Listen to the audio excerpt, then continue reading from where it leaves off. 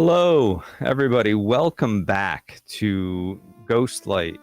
Kind of. This is actually the first official stream of the new channel, Group Action Roll, that's being broadcast onto Ghostlight.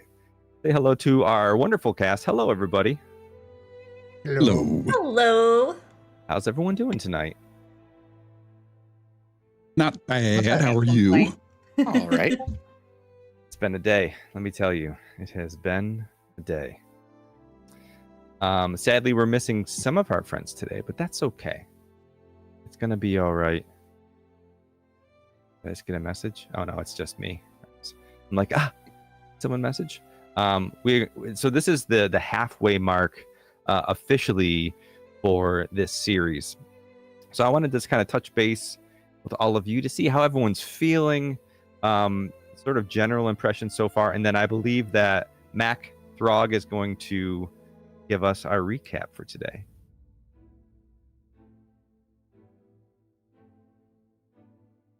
How are we doing?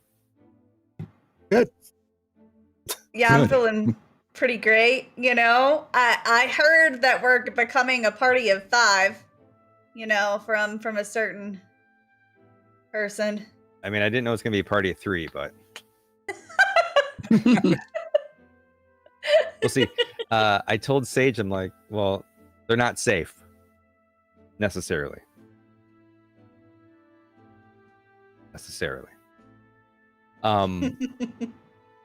Even though they're not here, they can still fall into. So what I want to kind of touch base with you all is like, do you have any going theories on what might be happening, or impressions of how you think the story's going, I guess?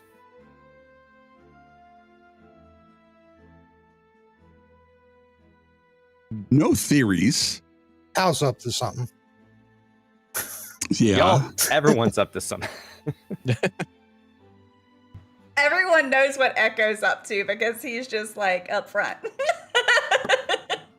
Echo is very upfront about what he's into, what he's interested in. Yeah. Certainly.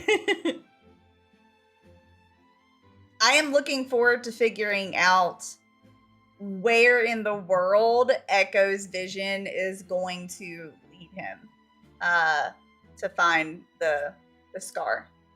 Have no idea where it is.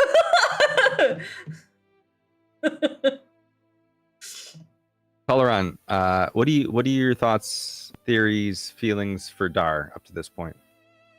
For Dar's just kind of following along in this weird thing that's happened to them, and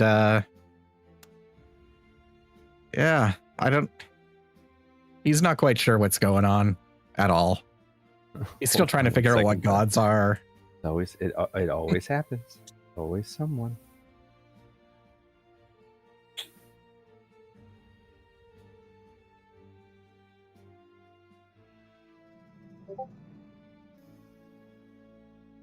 I only caught the end of what you said. Could you repeat one more time just for me, just all for my of it. sake?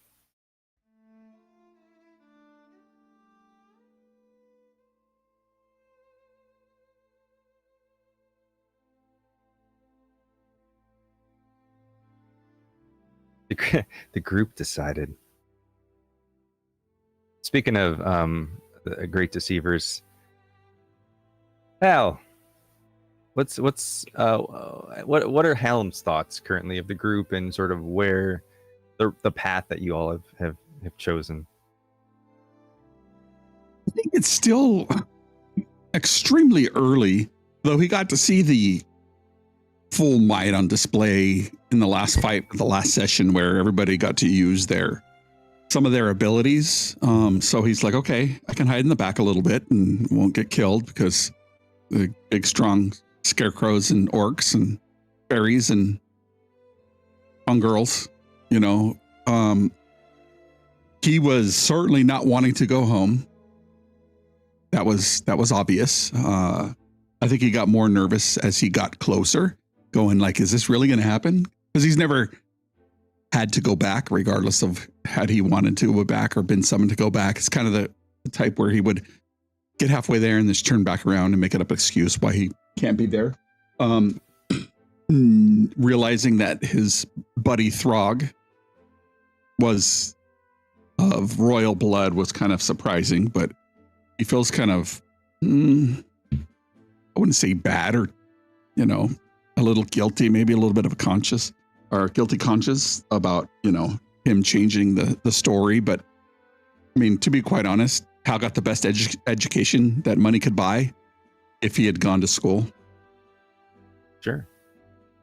Instead of fence club. So he feels much better going away, further away he can get from his homeland, the better he feels. As we all know, you can't run forever.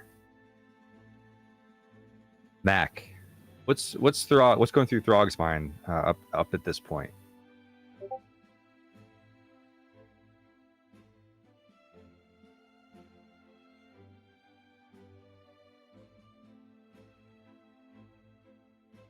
Is it just me? Muted, Mac. Okay.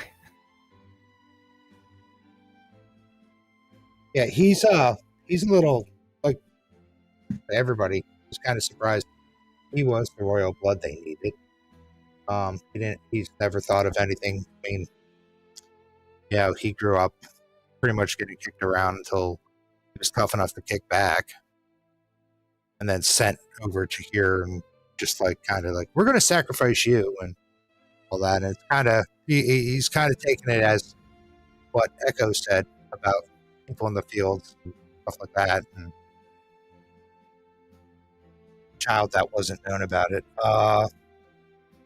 He's kind of hurt by Hal, because he was the one he trusted most.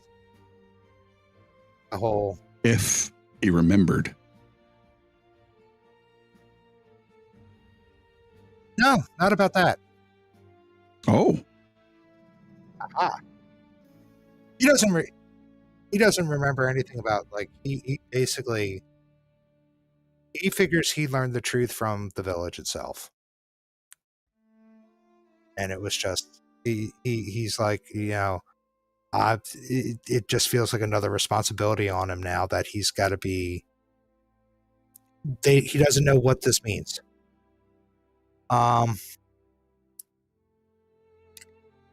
And now that Hal was, for some reason, changing the course of action to go away from the village, kind of wondering what's going on with that. It's like one night we were all doing that, but the night before we all said we were going to go north, and then Hal's like, no, you all said we were going south, and then suddenly everybody's like, no, we're going south. Sounds tricky. Yeah, and it's not the first time Hal's fooled him. He is a deaf deceiver. That's deceiver. Yeah. He's playing it well. Playing it really well. All right, Mac, do you want to go through our recap and let us know how we got to where we're going? All right. So, on Session 3, Storm Song of the Dawn Spring. The stags part rest in uneasy refuge. The party awoke in Brettonford after the descent into Ulfathar. The village was kind of caught by storm and fear, and we had brief shelter, food. We all tried to go to sleep. We did a little bit of intimidation to get Echo and Eloin the ground floor. But then, as the storm outside got a little bit worse, we were attacked by a whole bunch of broken figures. Hello, broken figures, animated by a violent flame. Of course, it was a fierce battle, but our party survived, as we always do. We took the hunter head on, and suddenly we found a crystal inside of it. And Battle was way too complicated. Many, many moves. You wouldn't understand it unless you were there.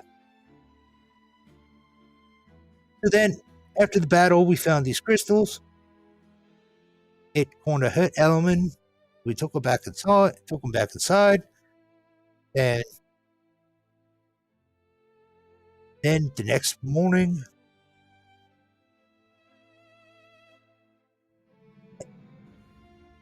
Elman was a little bit petty. I just figured, okay, battle jitters, the adrenaline wears off. You get all kinds of jittery. Just you won't keep going. Then we woke up and we were choosing our road ahead, and we made a couple deals, got a cart. We almost had to pay for a horse. Then Echo said, "Well, I can be a horse." And Echo was a horse. So we saved money on the horse, used that money to buy some supplies. We left the village going south, which I could have sworn we were going to go north, but we went south. And then we found this bard. And the first thing the bard, a bard's a storyteller, in case you don't know what a bard is. Very strange. He was sitting out there in the middle of the dark in the raging forest and all that stuff, sitting by himself with a campfire. He started telling stories. Now, I don't know about you. When I see a bard, I want a cheery story. However, this bard was just trying to make everybody kill themselves. He was too depressing. Not even seeing Echo talk to him as a horse, which is the funniest thing in the world. Cheer this man up. Finally, everybody was telling him where his stories. He was making them these ultra stories. I don't know what they're called. Funeral dirges, I believe. Something like that.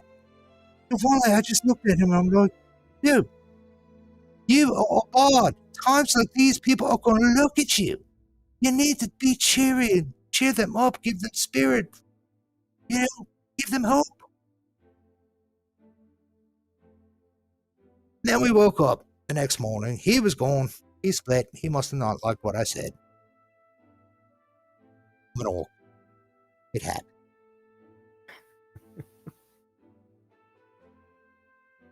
So we continued our way south, and all of a sudden there was this big, beautiful city that apparently was our destination. But I'm sitting here going, it's floating on the rock. How the hell are we going to get? None of us fly. How are we going to get up there?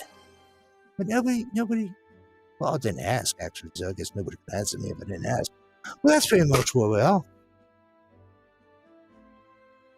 And for that lovely recap, Story Sage has granted you 1 hope, Throg. Well done. I especially like the bard part. The recap of the bard made me happy. Also happening, because this is our halfway mark for this series, we're going to be giving away a group action roll hoodie.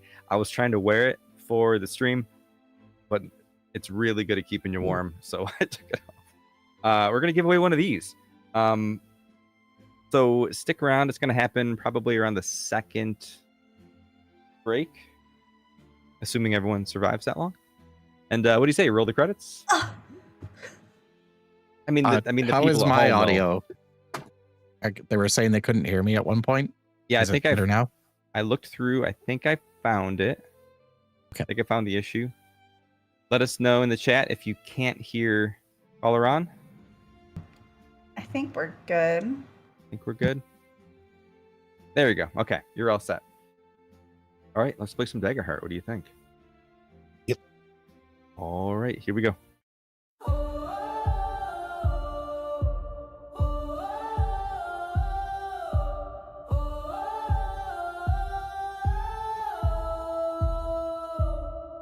There's a crack in the sky where the stars used to be, and the prayers that we whispered now fall at our feet.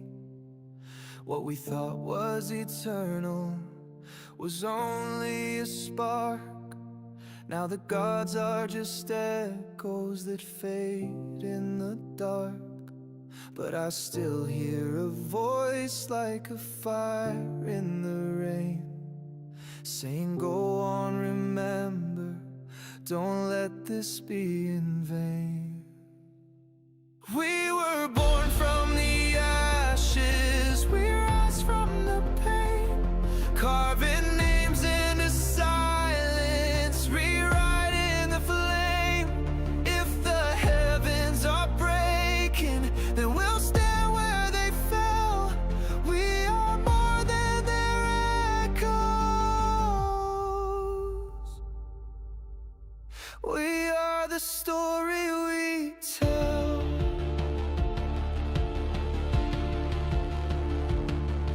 We were marked in the night by a hand we don't know, with a burden we carry but never let show.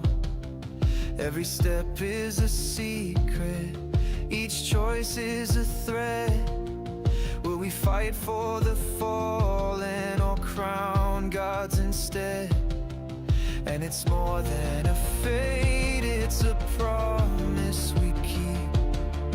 In the ruins of faith, we still dream when we sleep. We were born from the ashes, we rise from the pain, carving names into silence, rewriting the flame. If the sky comes apart, then we'll ring out the bell. We are the ones who remember where the light once fell. And we're back.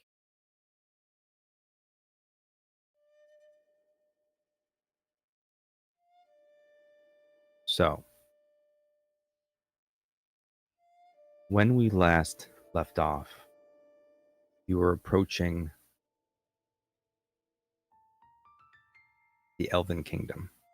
We're on your way, and the Elven Kingdom itself is sort of split into two different areas, two different levels. You have Lower Elthwyn and Upper Elthwyn. Upper being the large floating island that has the capital, Thalendor. As you walk,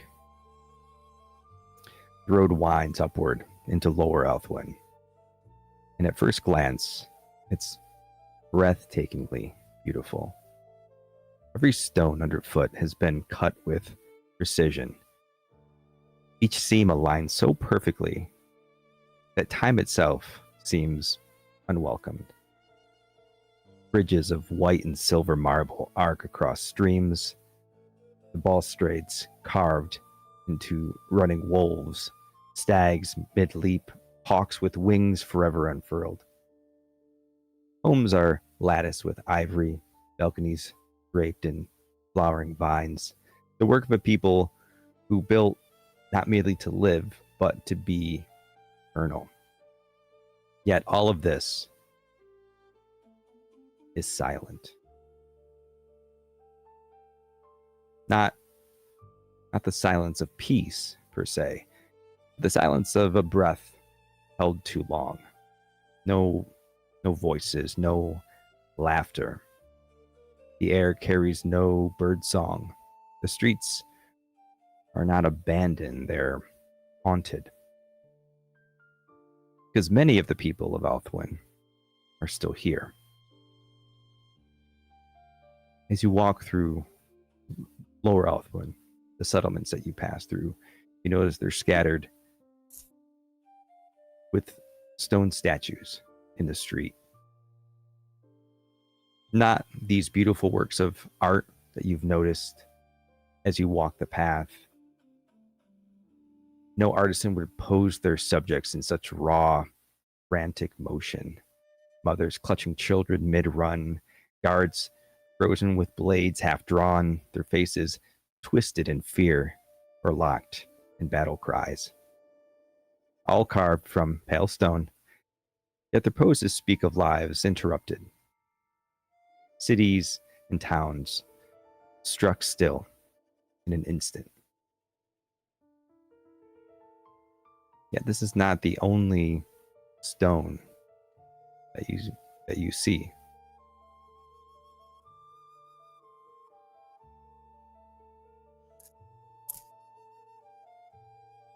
From the shadows of doorways along the shoulders of these statues, you hear it, this skittering. A faint, steady click, click, click, like knives on glass. Small shapes begin to emerge, no bigger than, say, a goblin. But wrong. Hunched things that move too fast, their limbs a grotesque marriage of flesh and jagged stone. Some legs scrape sparks across the cobblestone, others bend too many times, jointed like broken bone. You notice as one of these spiders clambers onto the chest of a stone sentinel and stills. Its abdomen pulses with a faint violet glow as its mandibles sink into the cracks of the statue. And with a sharp crack, like a heart breaking, it wrenches free a small shard crystal. It throbs faintly like a heartbeat in its mandibles. But before the creature clasps it tight, it chitters off to its kin. And you see this periodically as you're walking, dozens more crawling, whispering in clicks and hisses that almost sound like a language. Dozens of them harvesting the people of Althwyn one fragment at a time, carrying away the last light of their souls.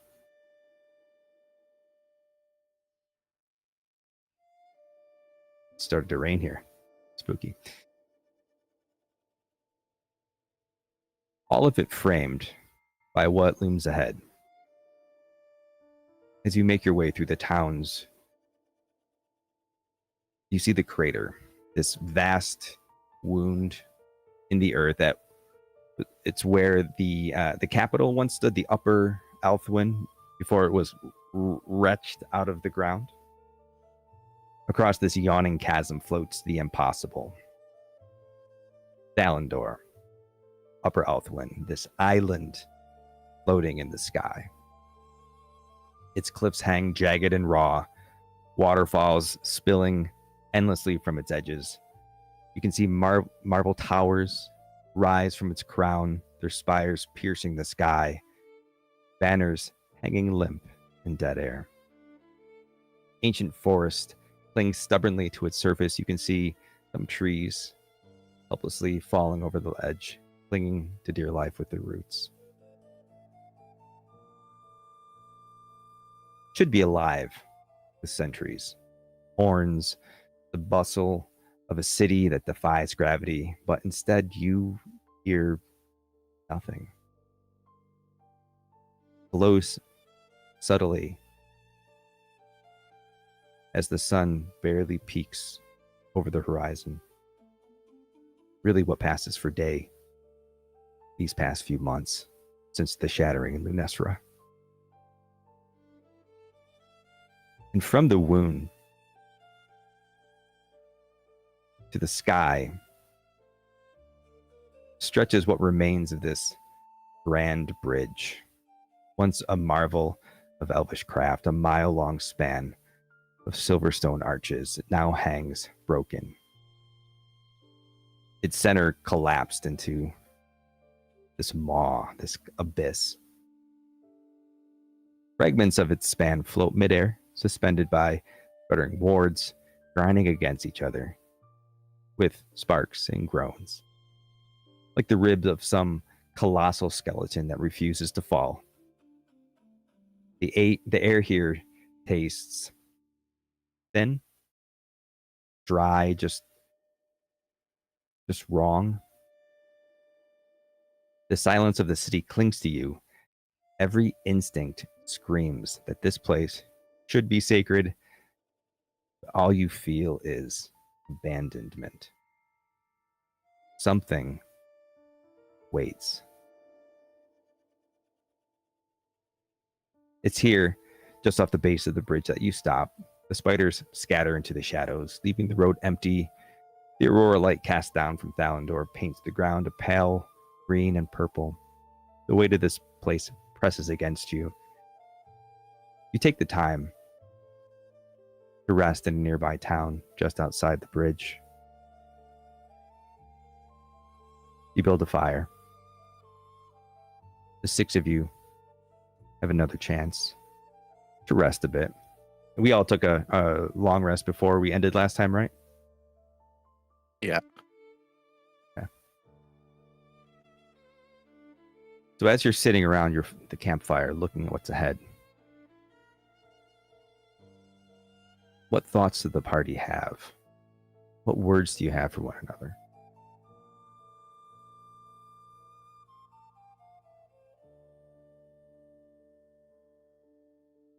Oh, is this what it is supposed to look like here? I thought it was beautiful. And was this what it looked like when you were here last? Echo looks like, as soon as we reached a point where the party like started picking up on all these things and seeing the statues and feeling the unease in the air, Echo has looked sad, almost, kind of reverential to something that was lost. And Echo just kind of looks over to Helm. Well, it used to be much more, just more, you know, there were people that weren't statues, you know, and it was beautiful. It was one of the most amazing places that I have been ever since I came over here. It was the closest thing to what my home is to me, I think. And you know, so it's a little bit upsetting to see it this way. Especially since, I mean, my whole purpose for coming over here was to try to figure out what's happening in my realm, you know. And now I'm on this big huge mission, so it's just, and everything's already changed, so it's a big turn, you know, from whenever I first came over here. Just kind of looks up.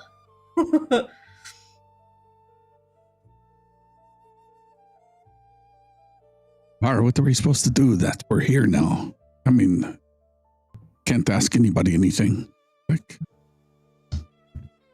do we go into whatever that is? Do we have to fly up there? I cannot fly. Well, you know, maybe us that have wings could help with that. Maybe? I don't know. Ellen is pretty, you know, sturdy with a cart and everything. So I don't really know exactly what we're gonna do. As you Also, say did you see Ellen's those name, they spiders? look over and then go back to their book.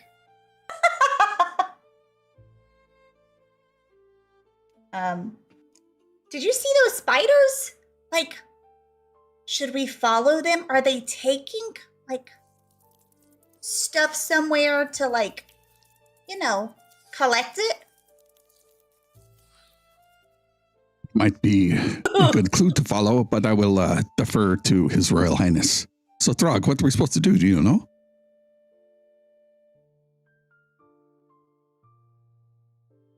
Frog will just stare at him for a while and shake his head. I think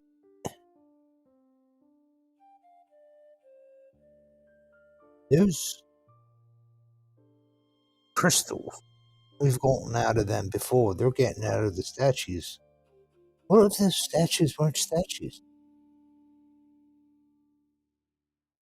Well, of course they weren't. So if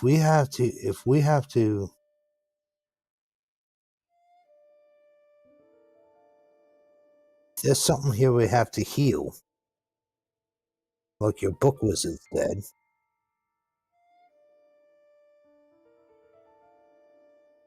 I think we actually have to follow those spiders.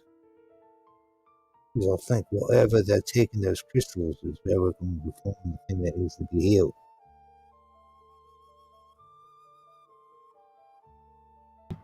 Yeah, that's kind of what I was thinking. Plus, I Just don't know curious. how. Hopefully, we can find a place to get up to the upper city too. Just curious, did any of the statues or spiders give off a magical presence with my arcane sense? So the statues are sort of giving off the same type of magic that you've been feeling all along when it comes to like the shattered zombie type creatures that you've been encountering. And you're getting that very much the same type of sense from like the crystals they're pulling off. The spiders kind of give you the same vibe. Okay. I mean, I don't ever have to. I've never been here. So I'm probably the worst god to follow here. As you're sitting around the fire thinking about what you're doing, Oleg pipes up. Gonna mess us up. I've been thinking about something. Would you rather climb the sheer side of Althwin's floating cliffs with no rope, or share a hammock with Throg after he's had beans for supper? We'll share the hammock. What? I mean, to be honest, I would too, because you should see Throg when he's in his cups. He gives some really good hugs. He likes to hold on. I'm a very good big spoon. Oh, well, it's really hard to be the little spoon with wings. So, I mean, I don't think that would work for me.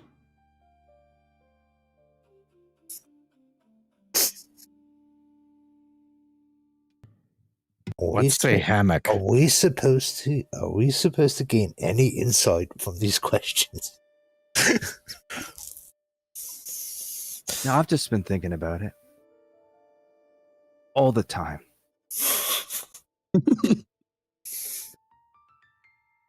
I mean, the last It's just one was. one of those. I was talking to myself. Go for it.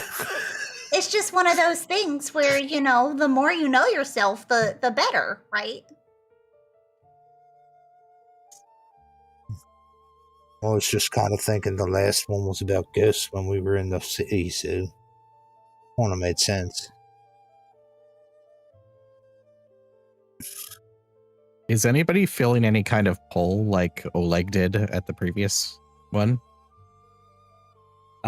Yeah, so Elmd, the closer they've gotten to Salendor, they're starting to feel their mark begin to burn a bit. Not as strong as what Throg was feeling.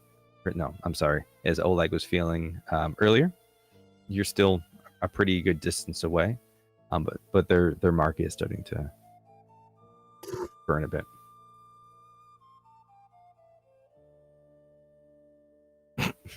I think at least one of us who's more sneaky, and I'm looking at Helm correctly. I think somebody who's more sneaky than all those and can be a little bit more stealthy than a big old orc in plate armor should probably check to see where the spiders are taking the crystal, and then call for help. Or come back if there's no need to go down there. Yes, my lord. Wait. Hold on. Where are you wanting him to go by himself? See where the spiders are going. It might just be up. We might not have to go down there. Well, maybe we should at least follow at a distance because we Oh, don't yeah. know how far he's gonna have to go, and it could take like 30 minutes, and like he could just die. All right, if you die, yell out. Do you know what dying means? Yeah. Oh. Al must be very powerful to be able to yell out from Yeah, it's very 30 hard to minutes get rid of. away. He dies. Ask any tavern owner. It's very hard to get rid of him. Well, I still think we should follow behind at a good distance, just in case. But like first thing in the morning, or do we want to go now? I don't know if the spiders will be back.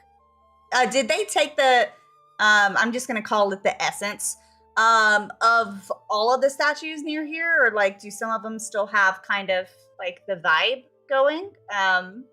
With Yeah, them? so it's not like a horde of these spiders is like coming onto a town and then tearing them all apart and then leaving. It's really a little bit more one by one, very nonchalant, very low key. Like they're not in a rush. They're just taking these things and going skittering off. It's not like locusts. It's like more like ants just gathering food. Yeah, maybe even with even less coordination than ants. You see one working on one and slowly skittering off. You can certainly follow them, and they don't seem to pay you much mind. And the sun is starting to arc down. I don't see where we need to go in there at night.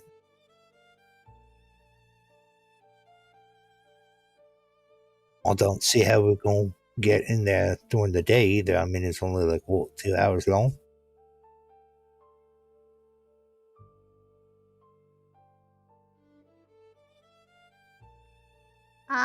Well, I don't know how far away it is.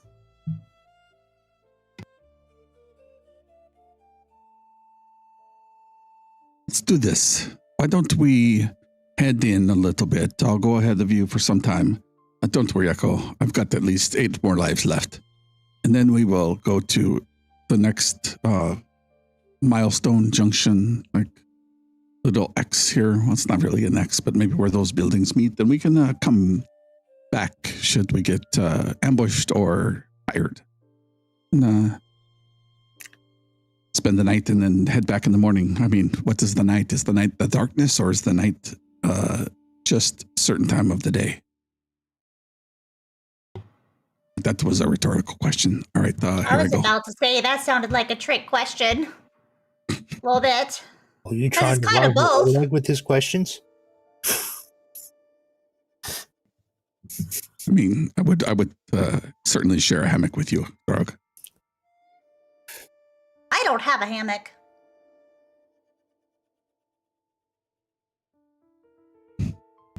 Poor Dar is still trying to figure out what a hammock is.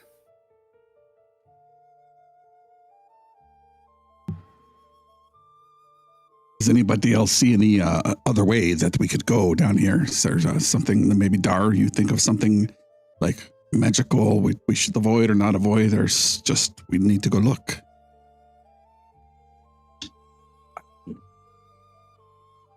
I think we follow the only things that can be followed.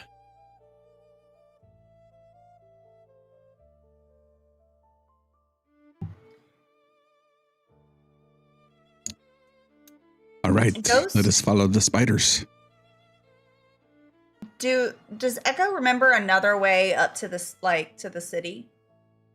Like, You can give me a knowledge roll if you can recall that you've heard anything. I I think I'll wait to do that till we get back from looking at spider stuff. Okay. Why? I only have so much. I'm learning from Echoes Hal. first. Start thinking is like, we're about to walk off. There's no reason for me to think about that right now. I have to look at spiders. So are you going to set off to follow the spiders? Do you want to try to do it stealthily, or are you just going to kind of walk the way you have been? I'm certainly going to try to hide and stick to the shadows and follow at a distance.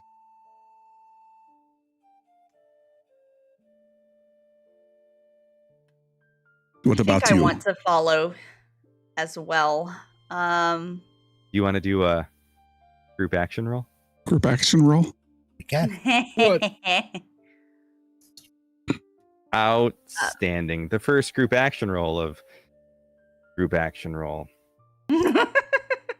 So for those of you who don't know, you're going to pick someone to lead the action, and then everyone else is going to roll a reaction roll so that you will not be getting hope or fear from it. And then the party leader will roll as normal, and we'll add up those who pass the roll, get a plus, those who fail the roll, get a minus, and then the party leader is going to add that as their modifier. And then also in addition to any other modifier that you might have for that particular ability. And this is finesse, right? For hide, yes. So we're all rolling. Yeah, but you need to first pick who you want to lead the roll. I'm pretty sure it should be Helm, right? Yeah, Yeah. Lead the roll. this is his idea. It was his idea. Hmm. Okay, and like I said, this should be pretty straightforward because they haven't really paid you much mind. But Helm, if you want to hold off, let's start with Dar. Dar, can you roll me a finesse roll, please? Our glowing scarecrow. Roll me a finesse roll. That's a 4. Okay. We're trying to reach a 12 here. I should have told you that at a time. 4 is a fail. Yep. Throg, in your plate armor, you want to roll a finesse roll?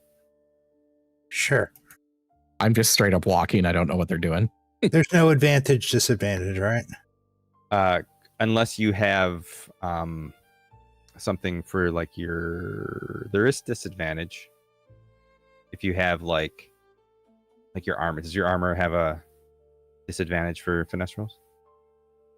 Let me see.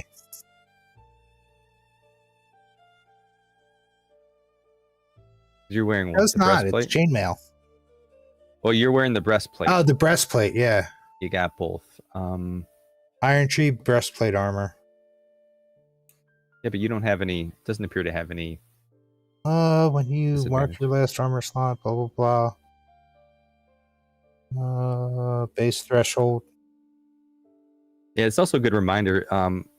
does When not you have say your anything. character sheets open, go ahead and look at some of your items. I know that some of them have some additional hope features. All right, so yeah, just roll a normal finesse roll. Straight roll.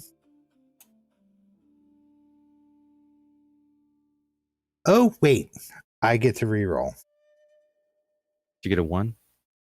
1 or 2. 1 or 2? Nice.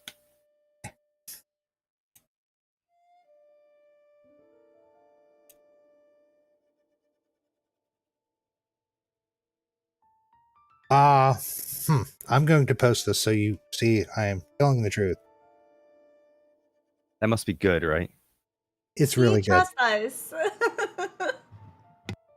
I will in a second. This is going to be me looking up critical success on a reaction roll, isn't it? Yeah, you're going to look at a critical success.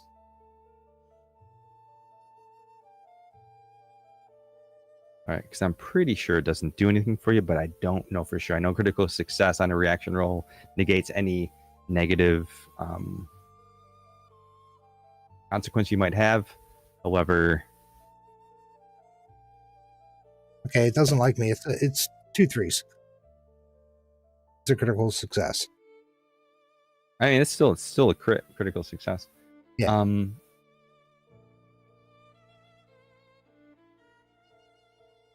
I mean, I would imagine it would just all it would do is negate his fail. Or balance it out. I mean, I tend to be with you on that. Hal, how do you feel about that? Critical success on a I reaction haven't read roll. anything about a critical success on a reaction group action. Yeah, I haven't seen anything like that. Yeah, it I don't seems. remember, but It seems like it because we say it's a reaction roll. You don't gain hope. I don't gain fear. That it No. sort of negates out. But I'm just happy to make it a pass. you have in fact negated the fail. It's on to Echo. Cool. So I have Lightfoot, being from Wildborn community, so Mhm. I get advantage to not be heard. Can I use that for this? You may. Okay.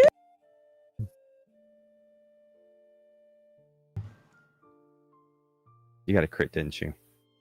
I got 2 11s. And then I also got a 6 on my advantage. Very nice. You passed. So that makes +1 to Hallam's finesse roll, in addition to your already stacked modifiers and anything you want to add. All right, I have Iris soft armor that gives me a +2 to rolls for me to be silent. Additionally, I have an experience I'm going to spend the hope on that allows me to be additionally stealthy. And since I'm a scoundrel born, I have advantage on rolls to, what does it say? Hide. You tell me if this applies, Ghost. Find a safe place to hide. I think it applies. All right, so that's +2, +4, plus whatever I roll. So that's a total of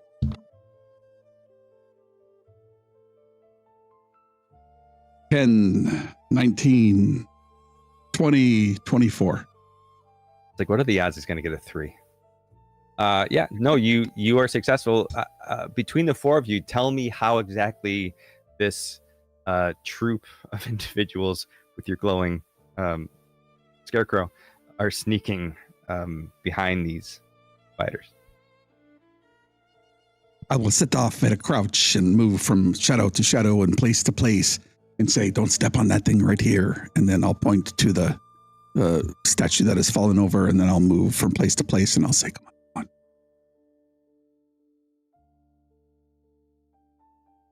And you just Echo's mainly Dar. like staying in the branches, like kind of fluttering from one place to the next, then fluttering over to the next one and kind of like keeping an eye. And then, yep, that's Echo. like Throg is probably just holding me down into a crouched position, and I'm like, what the heck is going on? Yeah, basically, it's like we're just the two of us are just falling up, and it's like trying to hide behind one of the fallen pillars. And then I see him just like going, like looking to see, probably very confused, just observing everything like Dar does. And I'll just tilt Dar forward so he's kind of in line with the fallen pillar. Thing, you have to hide. As you set out to sneak behind these spiders, Elam doesn't care about any of this, so they're just reading their book.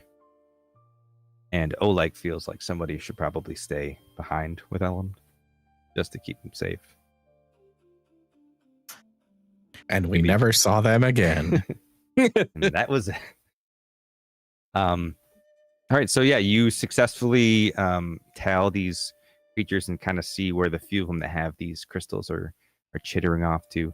So as you follow the path, you see that they're really just off the side of the path, moving through the bushes, around the trees. They're generally trying to keep to the shadows, but they're not really making that much effort to stay hidden. They're just used to going under brush and whatnot because they're spiders. They bring you to the collapsed Great Bridge. And as they get to the portion that has collapsed, there's quite a bit of distance. But they have these rocks that are sort of caught up in the magic that's holding up Healthwind. You see parts of the bridge just sort of floating, a good distance from one another. But being spiders, it's nothing. They just leap You can see them all just one by one leaping across these floating rocks to get to the side of this sheer face of the floating island. So they crawl up to the main entranceway, this big grand carved stone gate that lets you into Elthwyn. That's something that we can traverse. Or can I traverse it and tie a bunch of rope together and You get can there? certainly try. How far is it? It's a good amount of ways. I would say it's probably very far, but there is enough stone for you. You believe there's enough stone that you would be able to make the jump if you tried hard enough.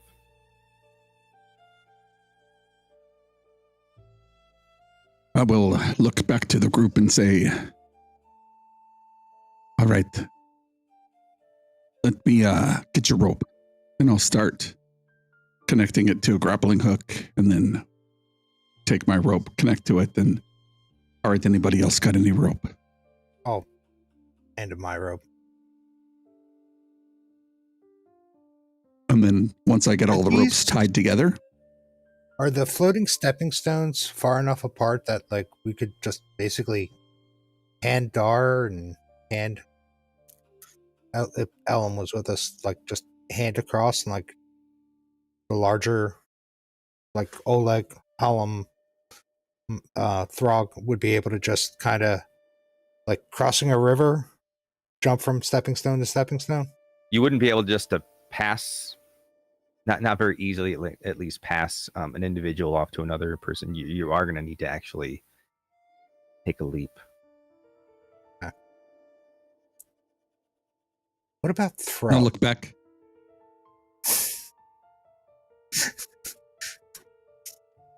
You could certainly try. I'll look at Throg and then I'll look back towards Echo. I'll look back at Throg and I'll look at Echo and I'll look at Echo's wings. Yeah. Can you like just take this up there and hook it onto something maybe? Sure. I'm not very strong. Do I have to be very strong to make it work right? I'm not very strong either. Just like connected to something so it doesn't fall off. Okay. Sure.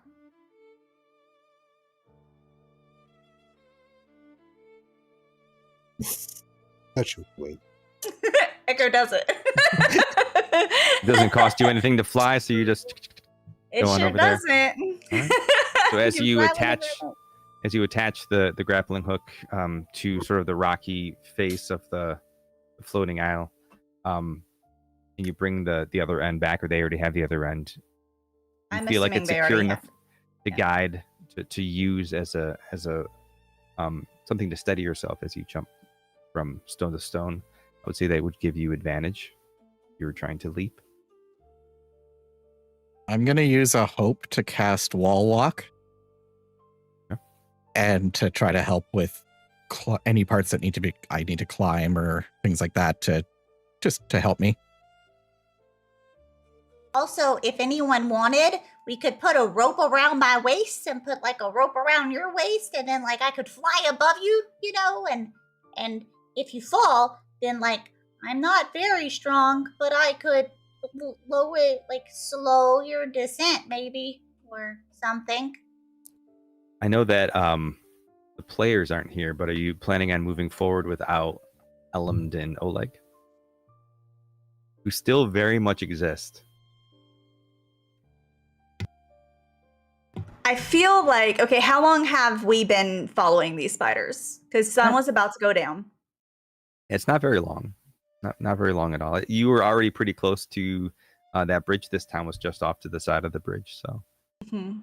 it Would wouldn't take Ol- much to go back to them. Or Would Oleg actually be strong enough to carry Dar, Elman? I do believe Oleg can carry another person if they mark a stress.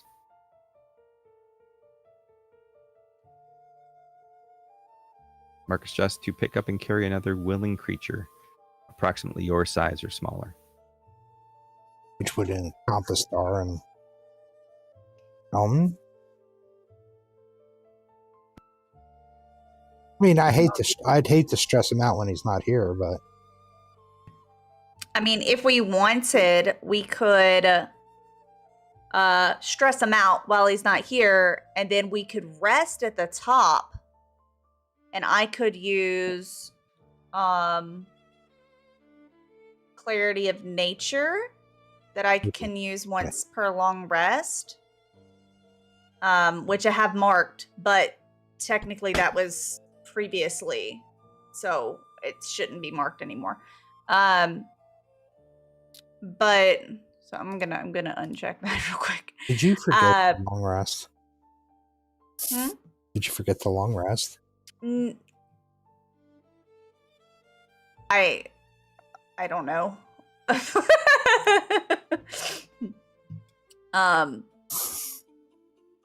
But yeah, I can clear stress up to my instinct.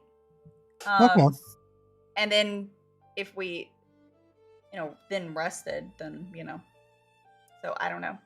As long as we can hand him a nice cup of tea and de-stress him afterwards, I am all for it. And I think he would do the same. If you take a long rest after this, we can also assign his downtime activity. True.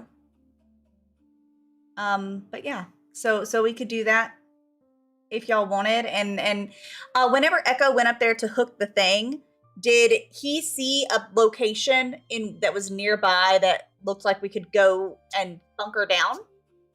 Like a little shack or guard tower or something. As you flew up to where the main gate is, you have that beautiful white marble stonework that kind of goes from the bridge that was once there, kind of comes back as it comes into the mouth of this gate, and there's plenty of space in the gate. This gate burrows into the side of this floating aisle. This is, if you picture the aisle sort of floating up, this is in the underside of the aisle, so you need to make your way back up to it. So there is some space internal to that island that you see carved out. There's plenty of infrastructure in there. Okay. And Ellum and everybody would be able to just continue on from that level. Okay. Yeah. Yeah, I'm cool with us going back, getting us up here. I'm cool with it too. I mean, I don't really like leaving Ellums behind. I'm about at my maximum range away for my comfort level. I mean, Dar, you're going to be one of the passengers. How do you feel about it? I mean, I have, like I said, I already spent it on wall walk, so that should help me with some of the climbing if I need to. We're just talking about over and the I gap. have the wings if I fall. Forgot he had wings. You certainly do. Not So we wings that just flap, basically- but wings that. No. Yeah. It's more like a parachute, but It's I'm like okay. a glider. Yeah. So you said Oleg can carry one other individual. I assume that would be Elland. Yeah, with one stress, you can mark a stress, and he can carry another individual. There's nothing. But then he that can mark says, 2 stress and carry multiple people, right? Yeah, there's nothing that says it resets after a long rest or short rest or anything. So Yeah. Okay. And Echo said that he has stuff that he could do to help de-stress, take out the stress as well. So This is true. yeah, sounds good. All right. Let us go. sounds like a Throg, plan. you're first.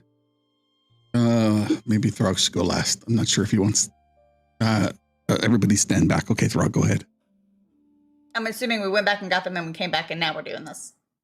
So as you walk back to where your camp was, you see Oleg all curled up with a wing over himself, sleeping against the fire. Ellum still reading their book. They look up and say, "Oh, you weren't gone very long."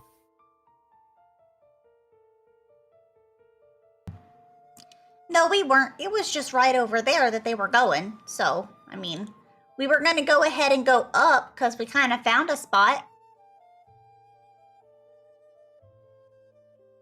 It might be a little awkward getting up there, though. I'm just saying. Oh, okay. And they slowly look back down to their book.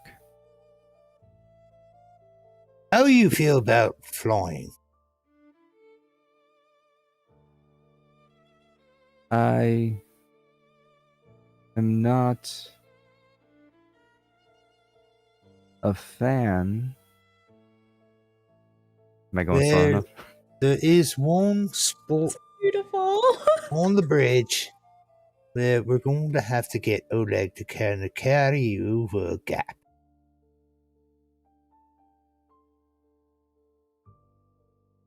I do not prefer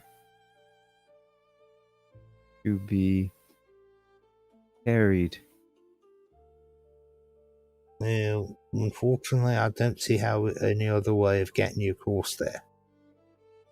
And that's where we need to go. Wait a minute. Go. Can Ellum fly? Oh, I would have thought Echo would have known that fact. I've never seen Elumd fly.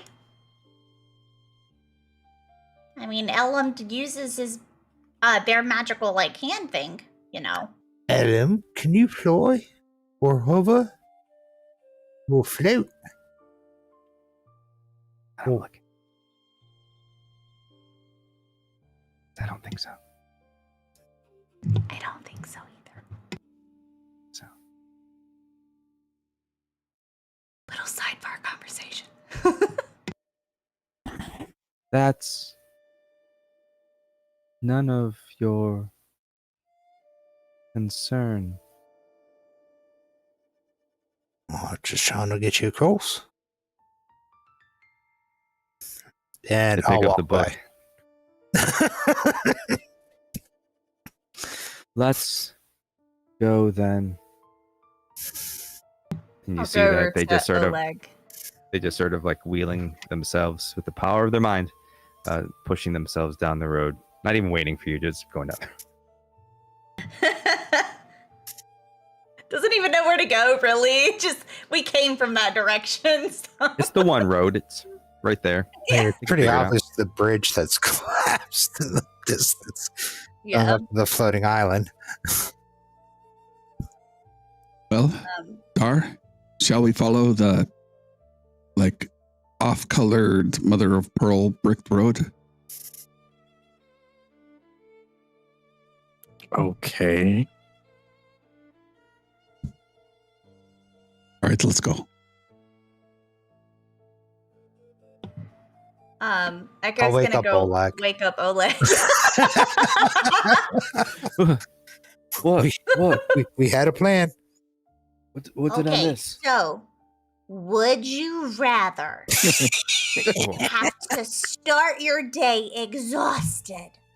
Or would you rather get exhausted before you go to sleep and then sleep? So you're not exhausted all day tomorrow. Well, the one with the sleep. Oh, that's the one I choose. I'm still getting over these goblin-sized spiders all over. Yeah, we followed them, so we're gonna go up where they were, and we need your super strength, to help out because there's like gaps and people that can't fly, So yeah. Oh, I see. So I'm a taxi then. That's what it is. All right. And then I will surround you with beauty and serenity and clarity of nature and help relieve any of your woes. How about you surround me with sleep? Okay, I can do that too after Okay. we take them up, okay? Let me do some stretching though. Okay. Okay, it's this way. He just assumes because he sees Elend rolling down. Are they okay doing that? I mean, you don't really have a choice. Poor Elland.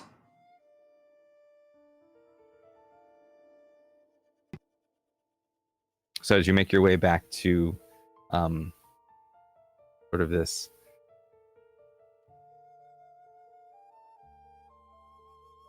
road that crests the ridge, and you stand before this bridge where this wound is in the world. This crater yawns wide.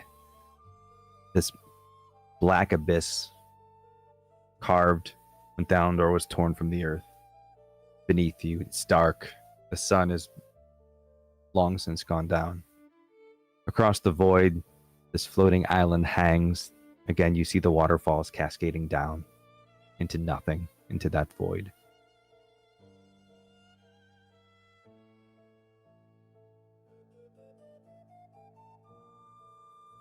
You see this whole area, gleaming white and silver, sits silent like a mausoleum, with the one exception: these little critters jumping.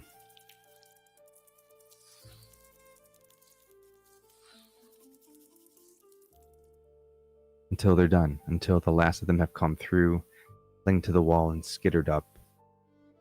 And again, the silence here is unbearable. This is like a vast metropolis of a region, right? Like there's so many elves that settled right around this crater and into Thalendor, but still there's nothing but wind whistling through the gaps where the arches once stood whole. These glowing elvish runes pulse weakly on the stone like the last ember of a dying fire. And far below there is only endless shadow.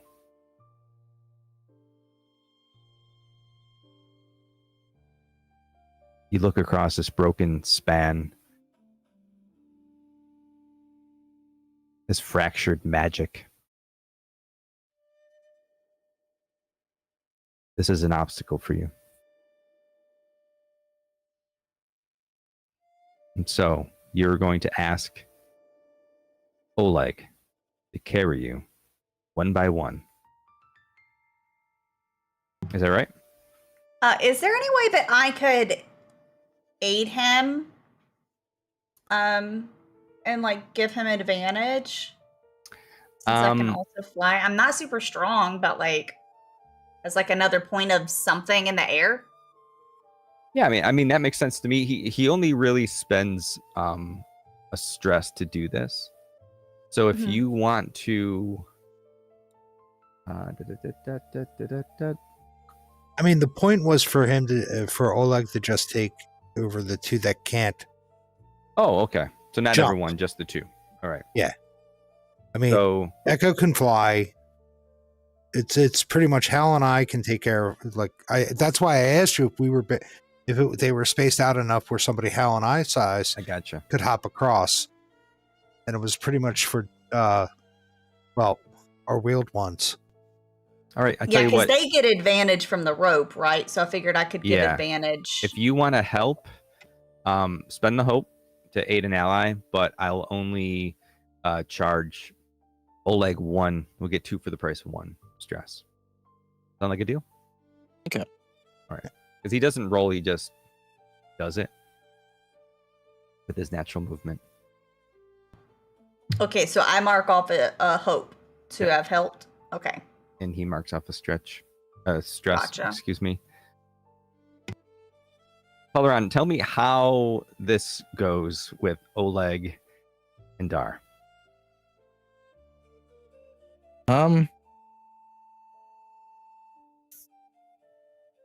Dar's a little hesitant at first, but it just looked like it would be difficult otherwise, so he'll just kind of arms out and go limp. let him pick me up and start going.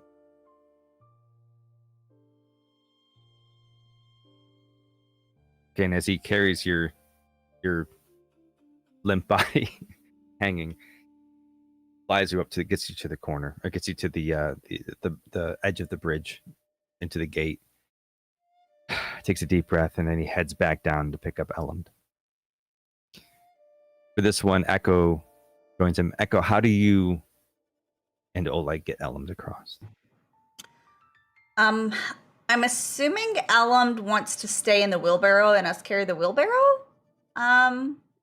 So Echo's gonna like tie because Echo has a rope that I don't think was needed for the thing they were doing.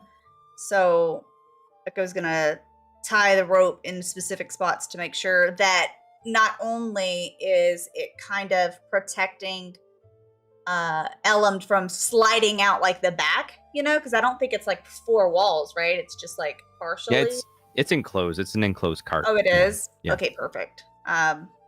So just tie it and then tie it to Echo, and Echo's trying to kind of balance it out as Oleg is going up. It's like, oh, you're tipping a little bit, because it's probably a little bit wobbly more than just a person, because the person, you just grab the person. Mm-hmm. So with Elland, it's just different. So it's going to use the rope to try to kind of like, okay. All right. Elland, stop moving so much. I'm not moving. As you very roughly set Elm down on the bridge. Elm just kind of looks at you, and you know that Elm has eyes everywhere, so their look is really just for your sake, like as they push themselves through the gate. I'm sorry, Elland. As when they get up, I'm climbed up onto the top of the gate and just looking around.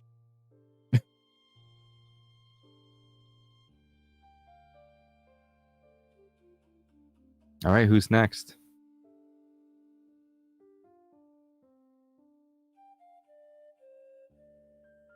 Go ahead, Throg. You've got this. All right, I'm gonna pretty much just jump across using the rope to like kind of give myself an extra oomph. All right, give me an agility roll with advantage. Sorry. Okay, hold on.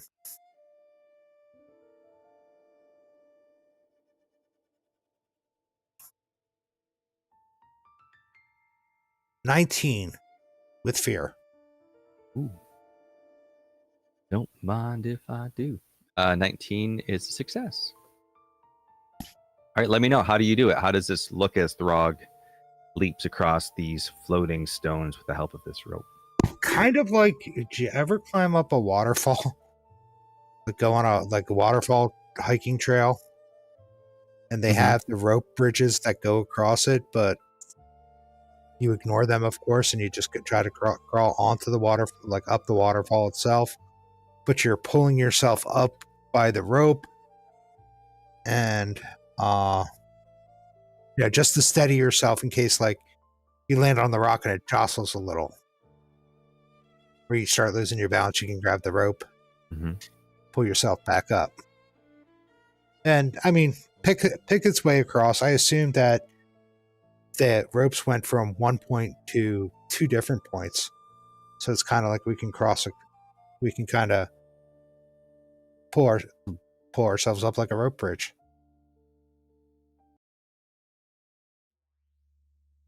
All right, great. And as you land on the other side, I will wait I will wait for Hal with a knife drawn. Just kidding. I was about to be like, what's going to happen? It got so interesting. The music stopped and everything. You planned it. Ghost didn't say how someone was going to die. Yeah. I He will did say start he to make wanted my to way. kill us, though.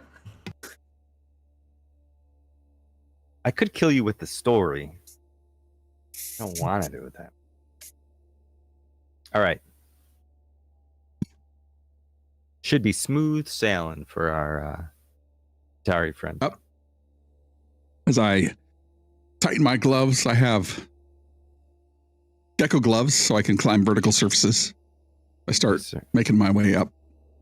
And as I go to jump, I'll grab the rope and kind of jump from ledge to ledge. Agility, you say? That is a 7 with hope, plus 6 is 13, plus 2 is 15 with hope. Take your hope, and then guide me through how you get to the other side. I think as Hal jumps from place to place, he'll instead of like using the rope, he kind of swings, and then he'll use his glove and like smack it to the edge of the next rock, and he'll clamber over, and then he'll take it and he'll go and swing a la Tarzan from rock to rock, and finally make it up and dust himself off and look at Throg and say, "You weren't going to stab me in the back now, were you, Throg? No, I was just Why wondering you were how carrying we a were gonna- knife?" I was just wondering how we're going to get our ropes back. Oh, I thought we would pull it up and undo the knot. Isn't Or it you could going cut it down at and- that end? It would be afraid not. Oh no, Echo tied that to the grappling hook over here. What was holding it to the other end? Nothing. So we could just pull it out. I figured they were tied. I'm afraid not, my friend. You're trying Well, to have even if fun, they were, but I could have just gone down and gotten it. Twice. Oh, yeah, that's right. The foe's tied. I could go get it. Or Yeah. Oleg. I don't think we're coming back. Oleg is tired. I don't think we'll be coming back.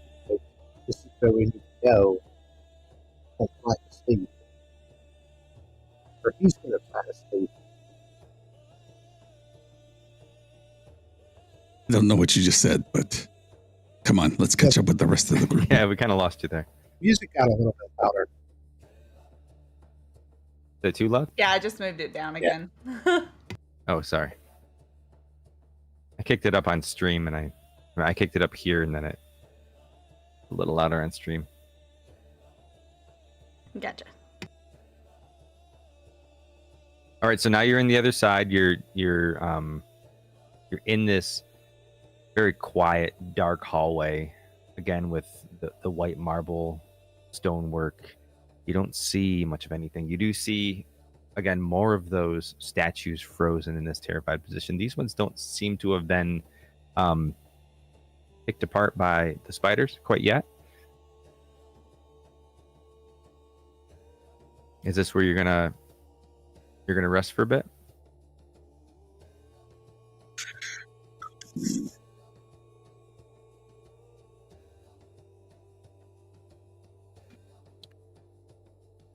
I mean, it's as good a place as any to rest. Did we want to look ahead a little bit and see if there's like a building, or we could just chill in here? Yeah, I'm not sure how many more spiders is going to come and go, so maybe we like peek behind the gate, see what's behind. Maybe there's a little, I don't know. You've been here before. What is behind the gates? Oh, well, who knows what's there now? Everything else is destroyed, all the people and stuff, so who knows? Why don't Plus, you give me we that don't know knowledge if... roll?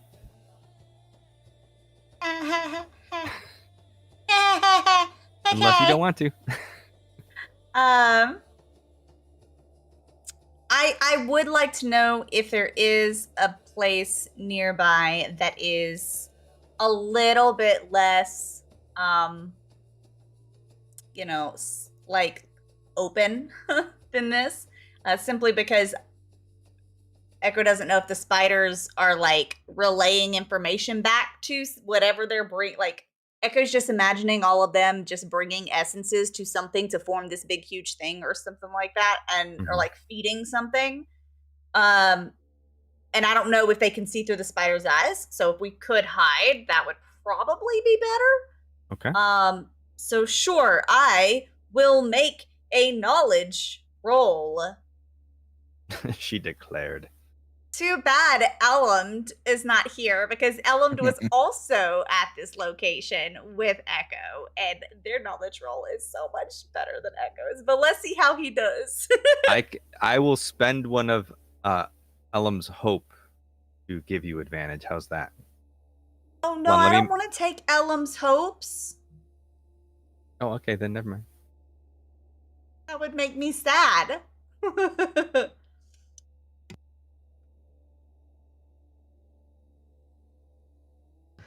Okay, it is a 17 with fear. Okay, I'm gonna go ahead and take that. Wait, do I have? Oh no, I still have another spot. Okay, perfect. The advantage wouldn't have helped with the fear thing, so 17's pretty good. No, 17. 17 is great. So as you're like sort of walking through, like trying to remember how this worked, where you remember walking in, and then you remember there being like rooms off to the side, but this was all very much like guard rooms. It's all very militant, but you remember walking out on the other side of the gate. This is like burrowed through the earth or through the island. As you came up to the top of this grand stairway, it opens up into the main city of Thalandor, and you remember there being like very sort of quaint homes, like very, very large looking apartments that are stacked just past. You remember that, but there are also some guard rooms in, and as you're walking, you sort of trip over a stone, making you mark stress. Like Okie dokie. I will mark a stress.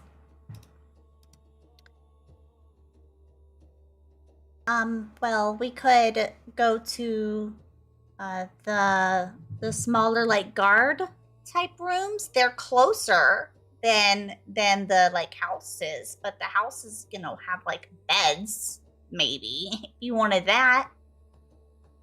What do y'all think? I think going to one of the houses are probably better for the source of our party. Just to be more comfortable. It's not like they're using them.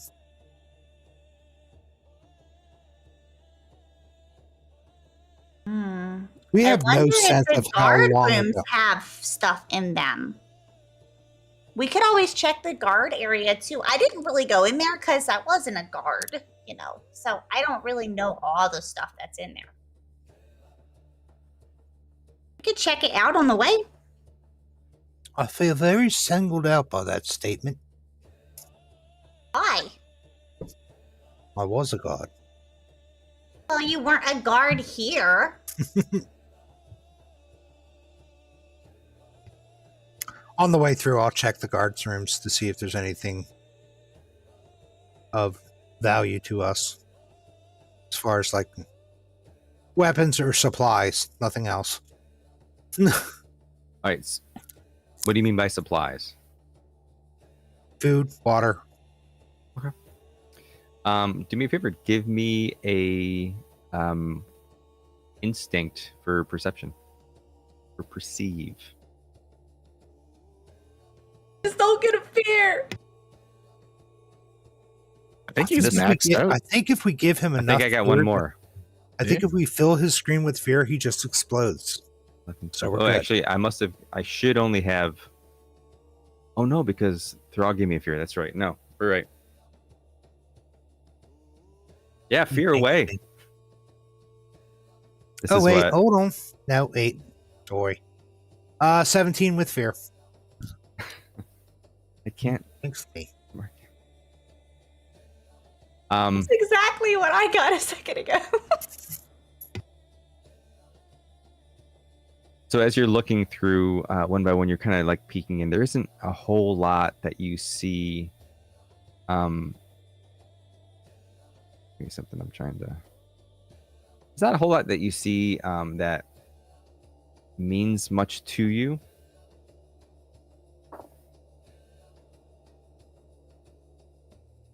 Hold on, I gotta count. I mean, Hal would probably walk through here and find something completely different than I would. So as you're as you're walking through the guard station, you notice a kit that you don't typically see, you haven't seen in your time in Lunesra. Like it's not something that you're familiar with, so you start kind of rummaging through it, and you pick up a stick, the wick on it. It's one stick of dynamite. I'll put it in my back. You don't really see anything else of value. Maybe you see some old food that's been sort of sitting out for days. Someone's lunch that was left behind. I was going to say, do we have any idea how long ago people started turning people turned to stone? If you want to do a knowledge roll, you could analyze how long you think the food's been. This would be so much better.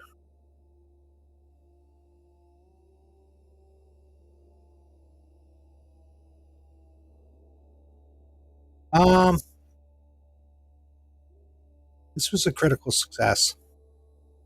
Double 2. All right, so gain a hope, clear a stress. I'm full. All right, well then don't. Tell me how Throg expertly determines how old or how long this food's been sitting out. Please tell me he eats it. Yeah. Well, first I'll very scientifically open the food, like, the sandwich, I'll open it, see how far the mold has gotten across. If the mold's just on the bread, or if, like, the meat inside is getting fuzzy. See how slimy the meat and cheese are. And then sniff it, see if, like, how aromatic it is. Then I'll taste it.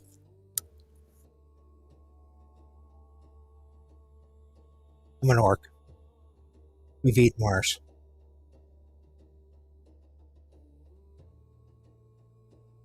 What do you taste? Fungus and mold. And whatever cheese was on there is starting to become a very different cheese. And the meat itself has probably a very greasy coating that it should not have. Kind of like the oils are like just seeping from it as it deteriorates and dries out. So you have this like dried out.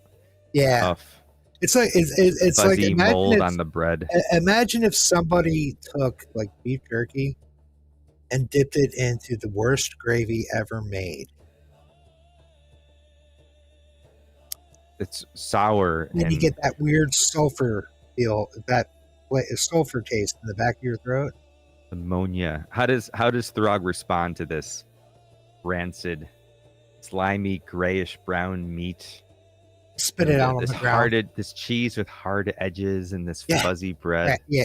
The bread is fuzzy. It's wilted, slimy leaf of lettuce.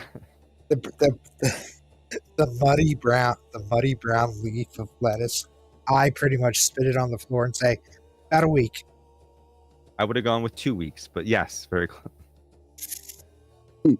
Frog, that smells outstanding. What do you have to eat? I don't know, but I could use a beer to wash this taste out of my mouth. I'm just gonna wait on the outside of this room. You didn't think I was gonna swallow the damn thing, did you? Thought it'd be like.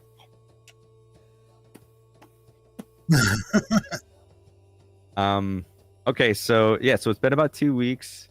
You've gone through this room. Where do you all want to stop for quick rest? Is there a tavern? You could try to find one. You've got to make it out of this hallway first. Pub crawl. Yeah, let's get out of the guard room. Ghost, I have a listen, question for you. okay. Mhm. How far did you say they had to go up again whenever we climbed? Whenever we were doing the rope thing? Did you say it was very far or far? How far it was for the rope? Yeah. I think I said very far. I think I said Okay. kept it vague. I said far too very far. I'm Why? good. I almost got mad at myself. Because you It's could have fine. carried somebody for a far distance. No. I got a new thingy, a new spell Ooh. that I could have used if it were a little bit less distance. But I don't have to hate myself now. It's fine. They pay extra in some circles for that. Fantastic. Yeah, no, it was far enough where you couldn't just easily traverse it, so you're good to go. So as you make your way up, you make your way down this long, cold hallway, but again, beautiful white marble, still with these beautifully carved stone columns and figures.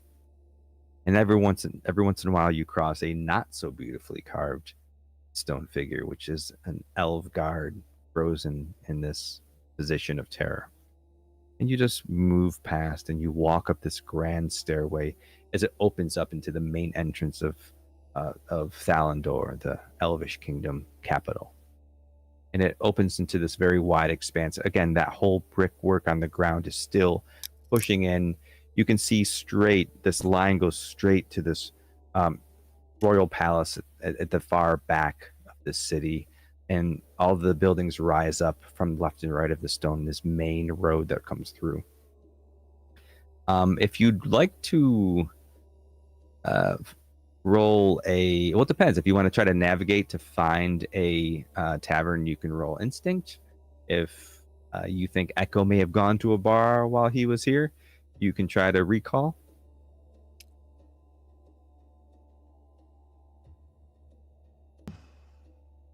Or you could do a group action roll for a scramble. I don't know if Echo would have gone. I'm sure, Elmd wouldn't have gone. Nah, he wouldn't have gone to a tavern. You didn't even stop to look at the magic items when you were looking for books. Yeah, we didn't do that. Yeah. Because I was just planning on us going to some random house that didn't have any people living there anymore because they're all dead. But if y'all wanted to look for something specific, we can.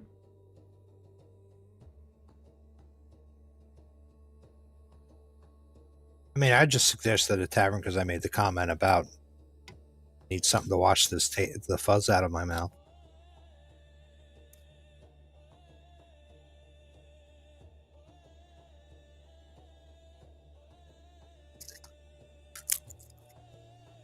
Oleg looks pretty stressed out right now, so maybe we find the nearest place where we can reinforce, hunker down. Alexis Like a few leaned against the minutes. wall, oh, they're heavier than they look.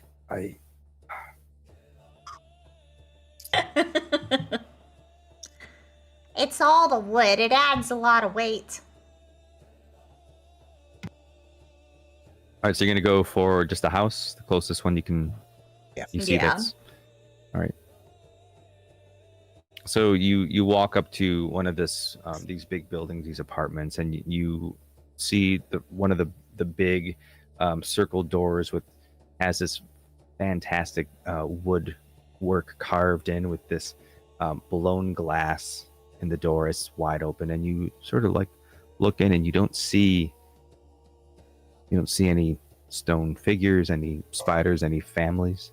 You see plates on the table with meat and bread and potatoes, covered in mold, sitting. 3 play sets.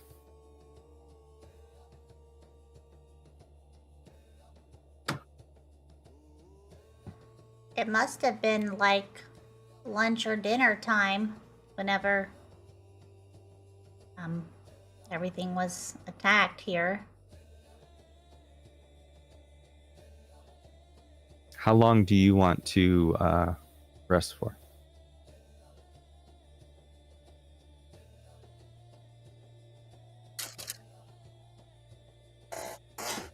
I assumed we were gonna be doing a long rest.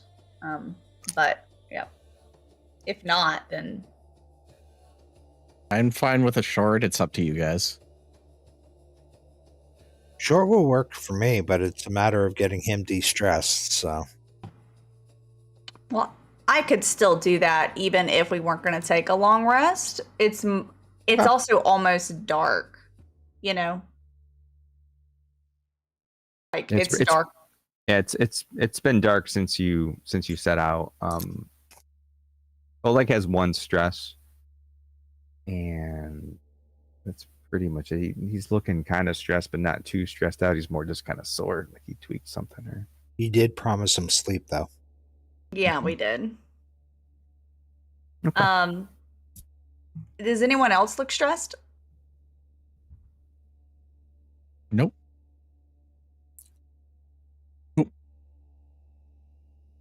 Maybe element from you flying them over. It's just a little emotional stress. It's not like real stress. You look at Elland and they're again in their book, stoic as ever. They don't appear too stressed. Okay. So, have we been traveling throughout the entire day? Is that what we're at? And so I think Hal will yawn and chop his lips a little bit, as the Catmen do. And, well, Chases I his wouldn't tail mind 3 times, plays down. taking some time off. I've been at this for a while. We've been at this for a while, excuse me.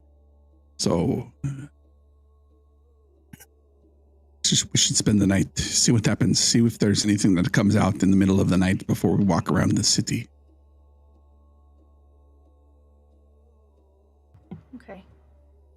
We should probably have like people doing watches just in case like spiders come in or bad guys.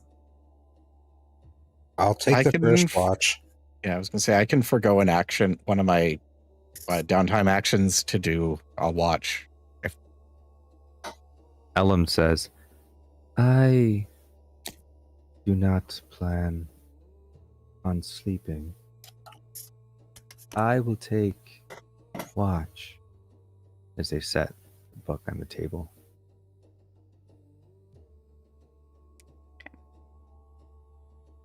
I'm going to use my clarity of nature to generate natural serenity within close range. So I'll make sure that I'm near Oleg. But I mean, I guess since he only has one stress, I'll take away my stress. So Okay. Yeah. That way, if he has any armor or whatever he wants to repair throughout the night, he can, you know. Okay. Anyone else?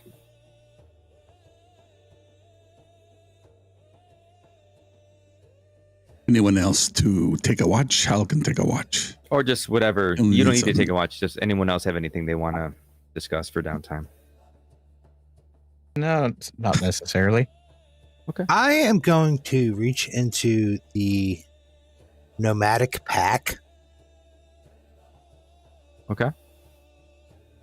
And I got to spend a hope and pull out an item that is useful to us in this situation. Sure.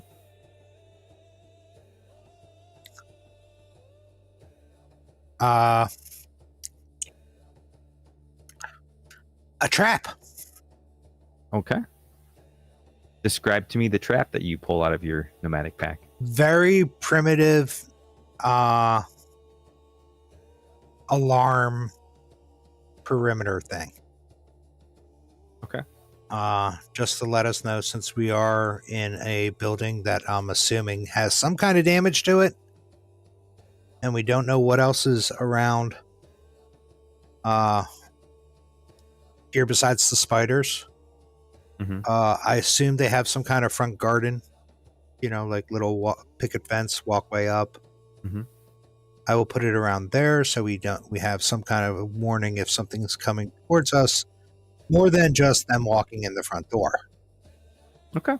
So as you like pull out this like small length of wire and some baubles, maybe some like cans or some chimey bits of metal, and you fashion this little noise-making trap. Noise-making trap, or are you looking to capture?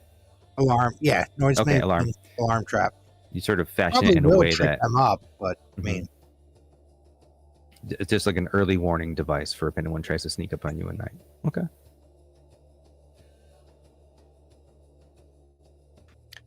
I'm gonna do work on a project. It's just gonna be, I'm gonna find some random fabric around the place and start stitching it to the wings to make it a little more patchy, like my robes, so it matches a little better.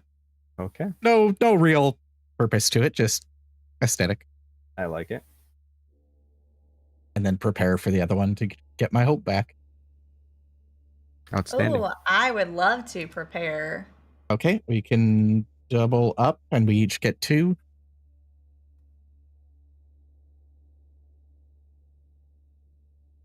Does everyone have their downtime actions? Is Alumd like hurt or anything? I know that I helped repair. Okay, cool. Nope. Yeah, I'm good. Okay. I'd also like to check my armor, maybe repair it. Okay. Weapons, sharpen the edge. All right. So as you sit in this room with Ellum sitting on the table, having sort of pushed aside one of the play settings and putting the Dawnfire book, as they're going through each word meticulously, occasionally looking up at the door and then going back to their books. You see Throg in the corner, the small whetstone on the corner of his axe. Echo, you see creating. This is the one that creates the flora, right? That makes them calming. Yeah, I create in serenity in nature. So yeah. You start to see this sort of vines of flowers sort of crawling up slowly, very, very small vines, waving and weaving their way around like some of the wood columns in the house, coming across the beams. Helm, I assume that as you walk in, you just sort of walk in a circle and then maw at the floor and then just kind of curl up and then look up. Come back down really slowly. All right. With Elumd watching,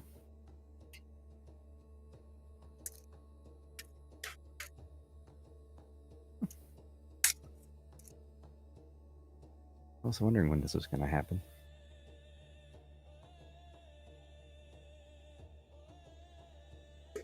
You all drift off to sleep.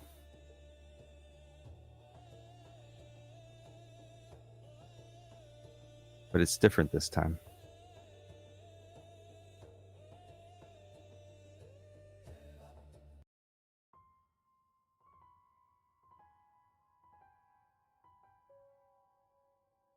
As the silence in Althwin dissolves, Dar,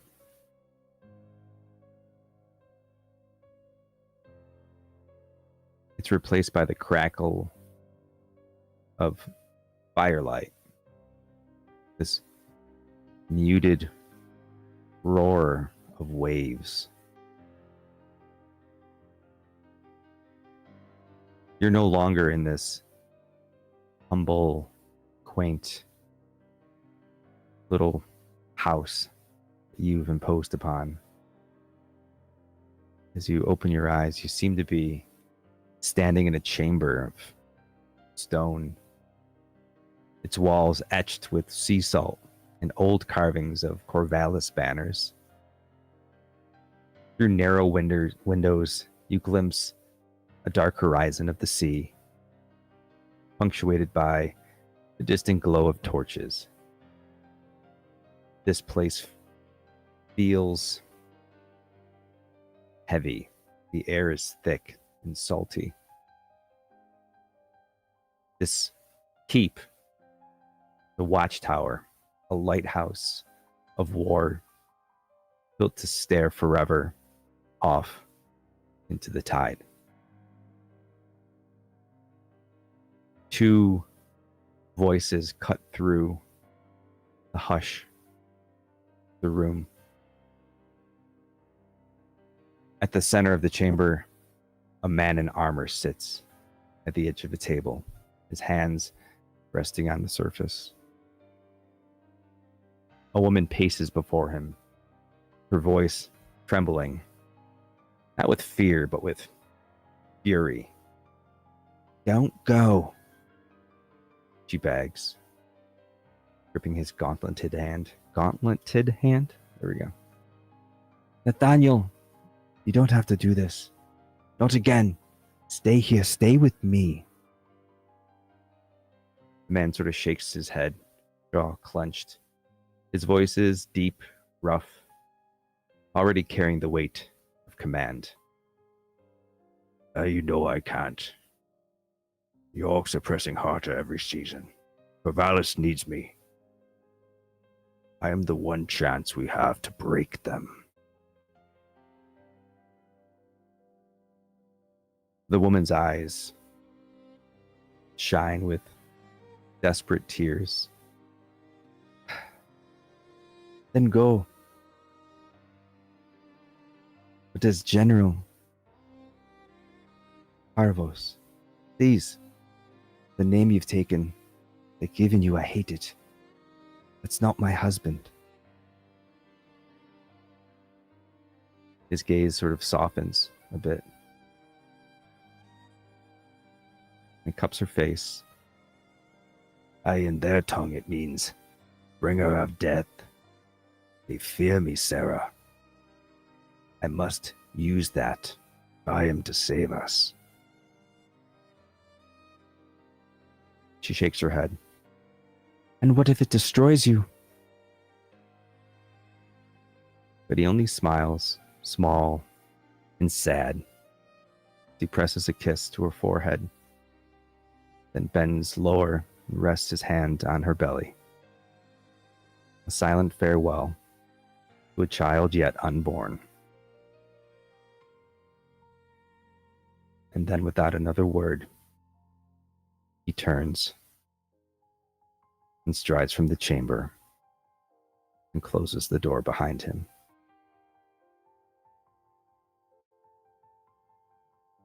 And what follows isn't silence. It's once again the crackling of flames, but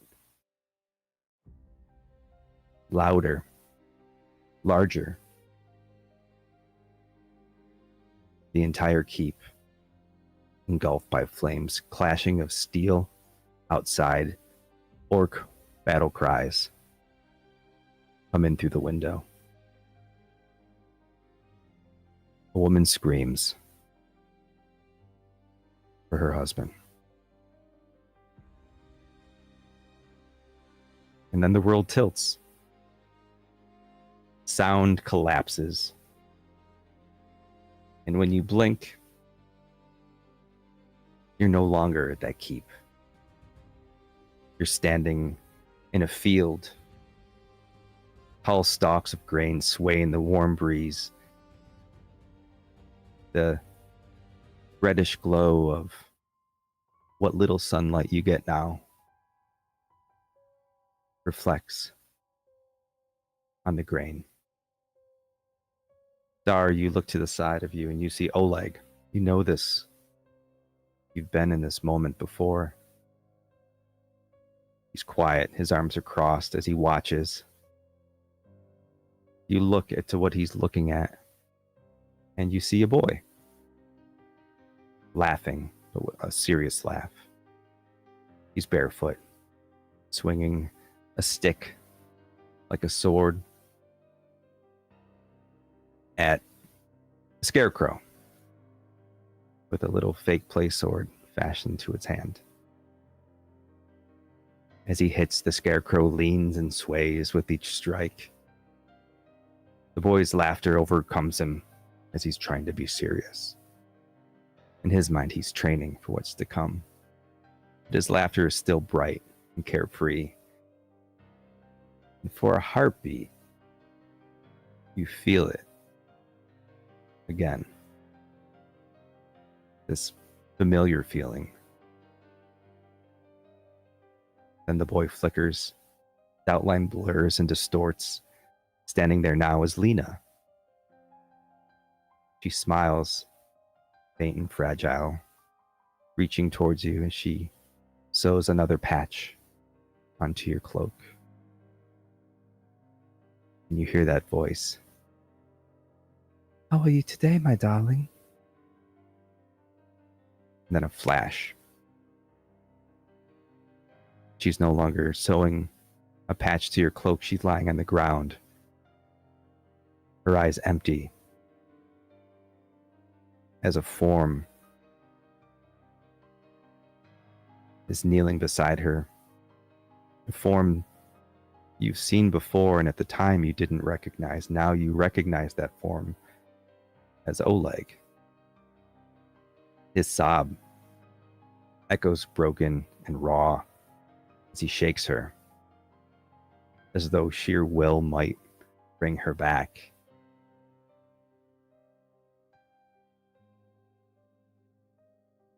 He begins to scream to the sky.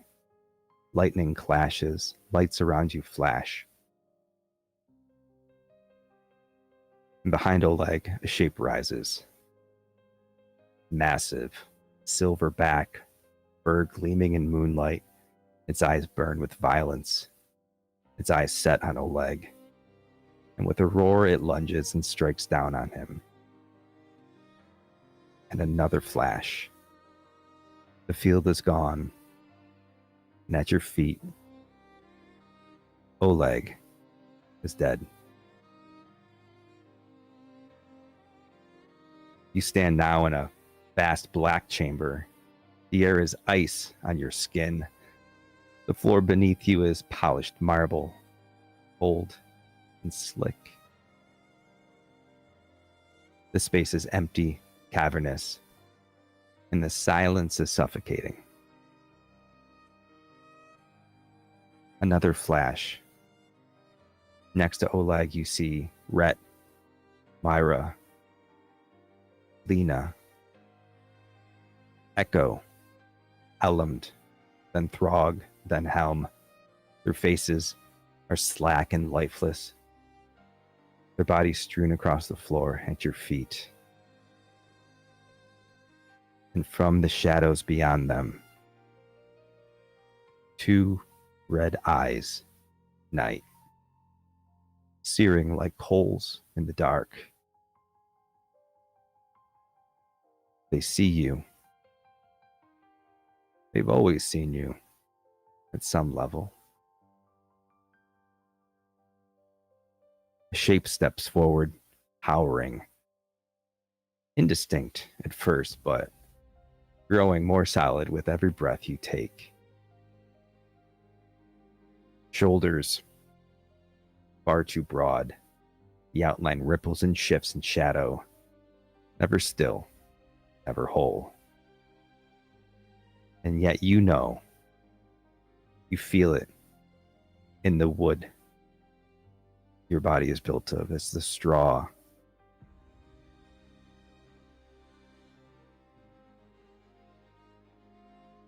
This is watching you. It knows you. It knows what you're doing.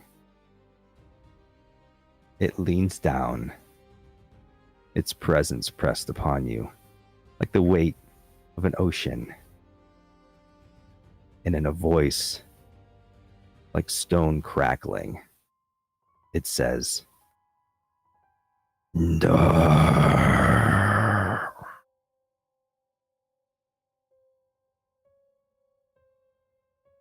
And that's where we'll take our first break.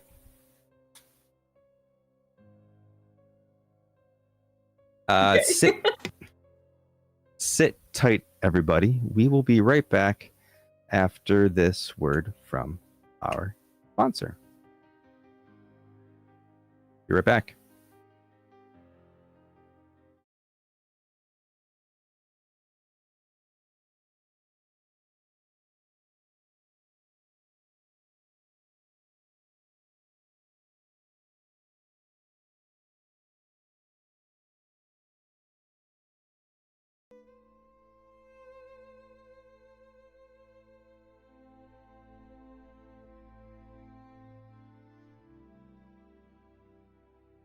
Hey friends, have you ever wondered how to bring your TTRPG characters to life with just the right look?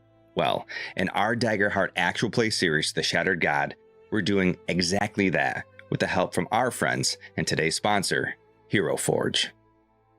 With Hero Forge, we get to design every detail of our characters and adversaries, from the horns on a fawn wizard to the intricate armor of a Dracona warrior. It's not just about digital customization either. We can actually have these minis printed and shipped right to our door. Now, whether you're playing on a virtual tabletop like we do in Talspire, or gathering around an actual physical table with your friends, Hero Forge allows you to hold your heroes in the palm of your hand, even offering custom color and dice options to match your character style. So if you're ready to bring your heroes to life like we do for the Shattered God, check out Hero Forge today. And a big thank you to them for sponsoring today's video.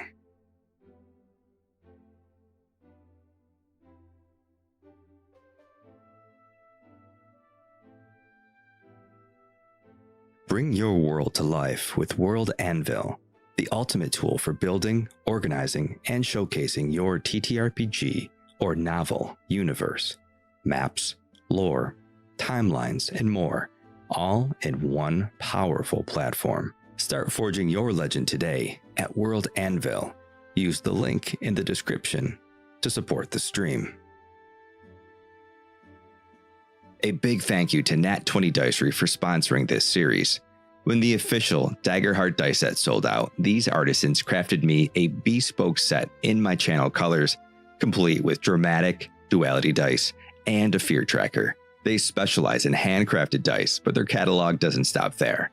You'll find 3D printed miniatures for D&D and other TTRPGs, plus unique gifts like dice-infused bath bomb potion packs, perfect for any fantasy lover. Visit nat20dicery.com to explore their dice sets, subscription boxes, miniatures, and other whimsical swag. Every order ships free. Use code GHOSTLIGHT, no space, at checkout to save 10% on your purchase. Nat20 Dicery, because every roll should be legendary.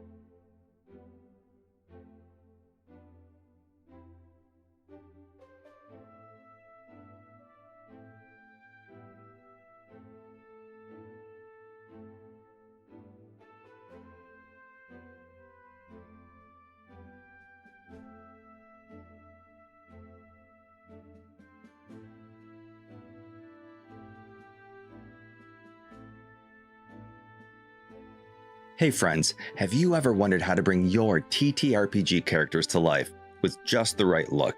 Well, in our Daggerheart actual play series, The Shattered God, we're doing exactly that with the help from our friends and today's sponsor, Hero Forge. With Hero Forge, we get to design every detail of our characters and adversaries, from the horns on a fawn wizard to the intricate armor of a Dracona warrior. It's not just about digital customization either. We can actually have these minis printed and shipped right to our door. Now, whether you're playing on a virtual tabletop like we do in Talspire, or gathering around an actual physical table with your friends, Hero Forge allows you to hold your heroes in the palm of your hand, even offering custom color and dice options to match your character style. So if you're ready to bring your heroes to life like we do for the Shattered God, check out Hero Forge today. And a big thank you to them for sponsoring today's video.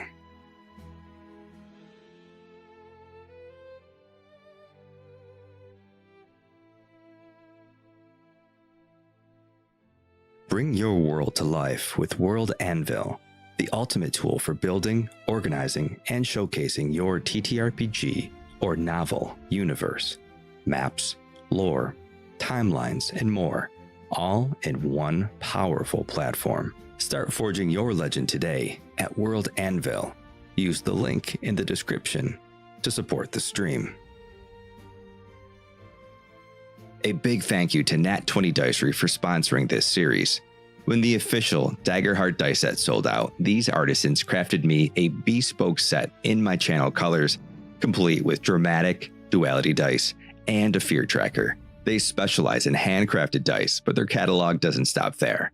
You'll find 3D printed miniatures for D&D and other TTRPGs, plus unique gifts like dice-infused bath bomb potion packs, perfect for any fantasy lover. Visit nat20dicery.com to explore their dice sets, subscription boxes, miniatures, and other whimsical swag. Every order ships free. Use code GHOSTLIGHT, no space, at checkout to save 10% on your purchase. Nat20 Dicery, because every roll should be legendary.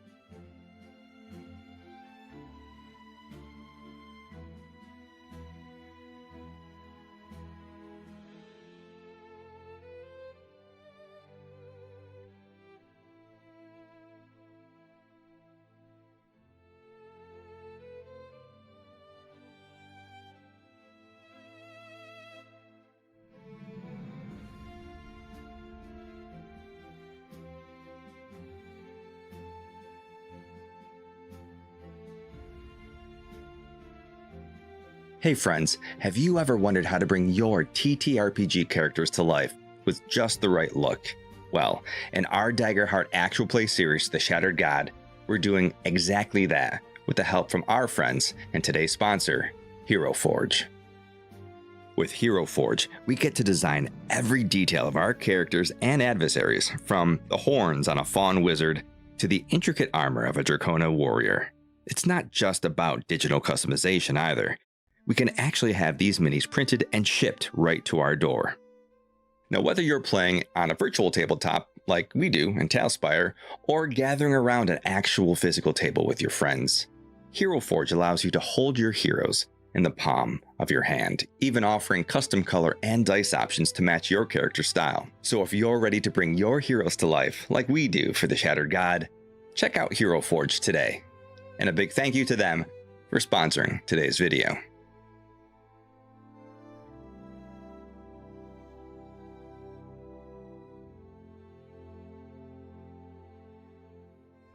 Bring your world to life with World Anvil, the ultimate tool for building, organizing, and showcasing your TTRPG or novel universe, maps, lore, timelines, and more, all in one powerful platform. Start forging your legend today at World Anvil.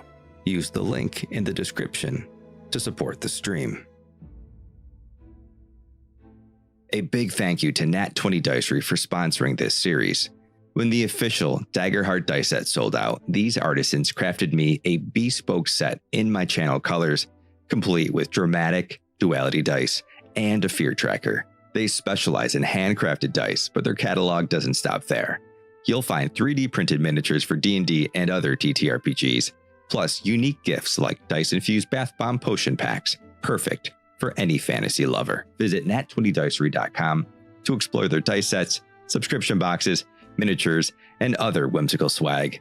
Every order ships free. Use code GHOSTLIGHT, no space, at checkout to save 10% on your purchase. Nat20 Dicery, because every roll should be legendary.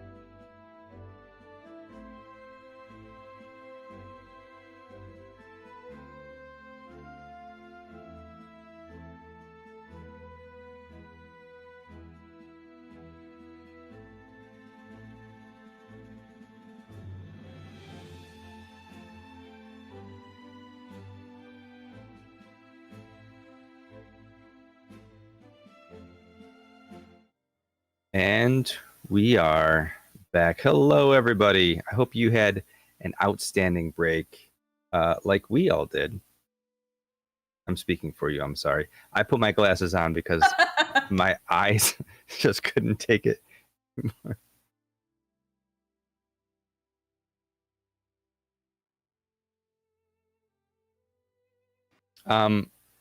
So one thing we missed at the beginning of this that I usually do, we started a little bit late and we're missing some folks. I forgot to do it. I do want to go around the horn and do a quick little intro for our players and let us know about any projects you have coming up. Going around the horn, starting with Teleron. Hey, Teleron here. Obviously, I'm playing Dar today. Yeah, I'm working on getting some things together for doing some board game streams. I do want to do something soon, especially for Halloween coming up. I want to try to do like a Terrorscape live play with some friends, and then I'm going on vacation in November. When I get back, I do want to start doing a Kingdom Death Monster campaign. So that I'm right now organizing all the KDM stuff, because I haven't touched it since I played it before, and everything is all disorganized from it. So I'm going through that slowly and getting ready for when I get back. Outstanding. Looking forward to that. Yeah, that'll be over on all 6 sides when that gets going. Ooh, I can do a thing. Oh, I forget what your code was, though. I'll look it up. Pass it on over to Mac Throg. Hi, I am Mac the Axe. I am currently shown weekly over at GM Eric's on Tuesday nights. here every other Thursday.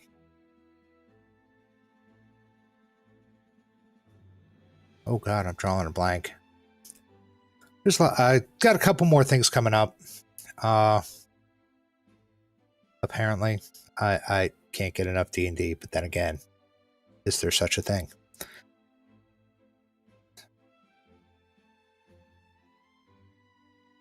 That's all I got. I'm boring. No, I'm sorry. I'm desperately trying to get all 6 sides to pop up in chat. It's not working. Come on, Cloudbot. Damn ye.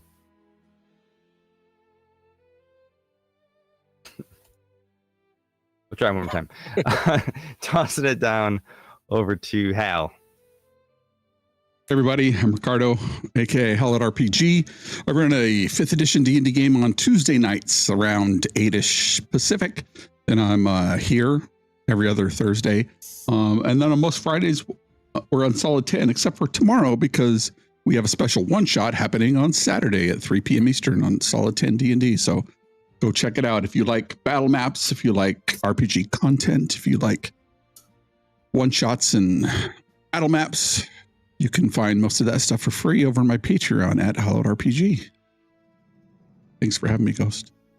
Thank you for being here. Sorry, none of my codes are working out for you. Hal just GM'd a fantastic Daggerheart one shot last Friday that I was in. Tears were wept, and it was technically a TPK. Technically. I'm just saying. It was outstanding. Good job. Let's go over to Jen, Blue Phoenix, Echo. Hi. Okay, so I've been on a little bit of a hiatus with streaming stuff. Medical things have made it to where I haven't been able to be up as much as possible, but I have made it to all of my appearances on other channels, which includes this one, every other Thursday. And then I'm also with Hal on Solid 10's main cast. So there's that. I do intend on, I'm a little bit better temporarily. We'll see. So I'm going to start streaming again tomorrow. Going to do a special thing. But the main thing is I am going to be doing D&D 2024 eventually. Once again, the health thing kind of put a damper on that. But yeah, so we will have an update. I'll have an update for y'all in 3 to 4 weeks on exactly when I will be able to move to the next step. Or I'll have an update on, I don't know yet, again, and here's another time span. So we're going to keep on moving forward, and eventually we're going to get some 2024 content out there. So yeah. I'm excited. I hope you're excited. I'm really looking forward to it. This woman is awesome. Hey, it lined up. That was perfect. Again, I apologize to. I mean, we got Ricardo and Jen's things working. Apparently, it's only looking at YouTube, but it still doesn't like Mac or Tolerance. I'll look into it. Apologies, everybody. So, moving on into where we left off.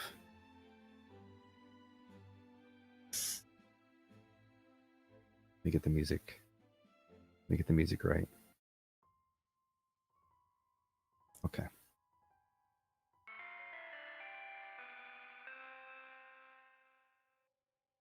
Lady Vengeance, thank you.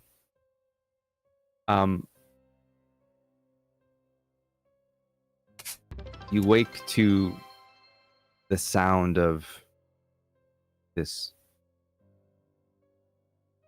chittering.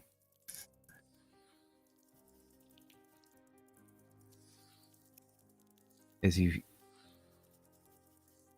toss and turn, you just hear the spiders rushing through. You don't hear any of the sounds from your trap. You don't hear anything approaching you. Just hear all the commotion, these spiders as they move through. As you each slowly awake, you turn and look, and you realize that Elmd and Oleg are gone.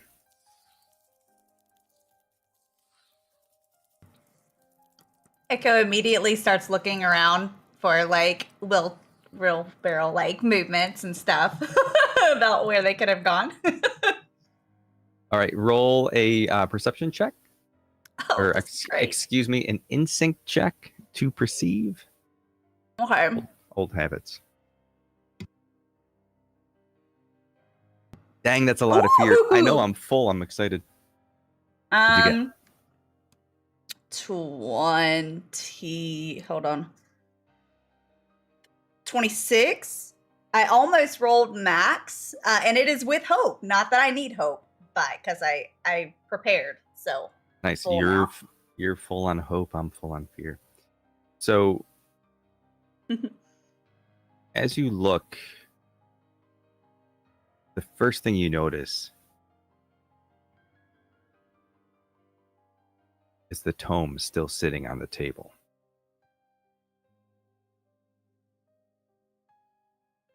And as you look out to try to find some sort of sign of Elmd going, you don't see any tracks from the wheelbarrow. And as you push out a little further, you see the wheelbarrow tilted on its side, just off into the road. You don't see any sign of Oleg whatsoever.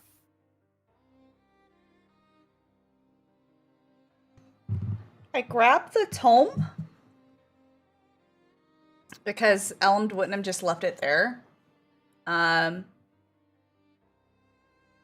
Was it open? It was open where they were reading it. Or it was open like they were reading it. Is there anything special about that page?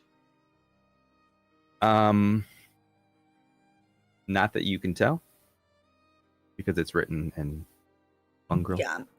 Is there like a piece of cloth or something that's not like moldy or anything that I could kind of just like tuck into that page like a bookmark so that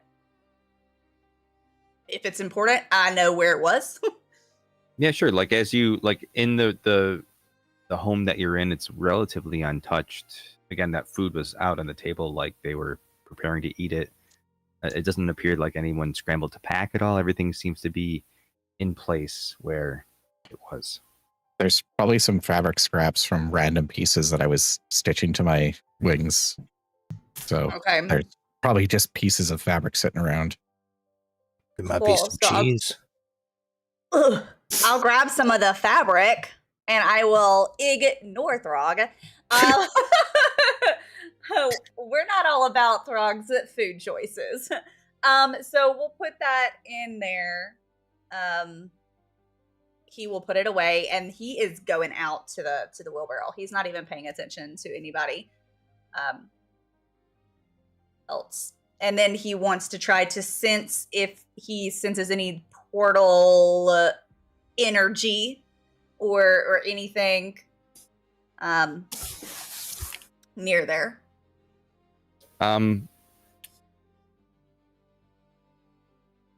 Oh boy, you can do either a knowledge or instinct.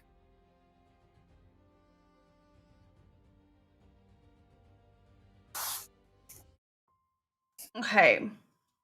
We'll do instinct again. Okay.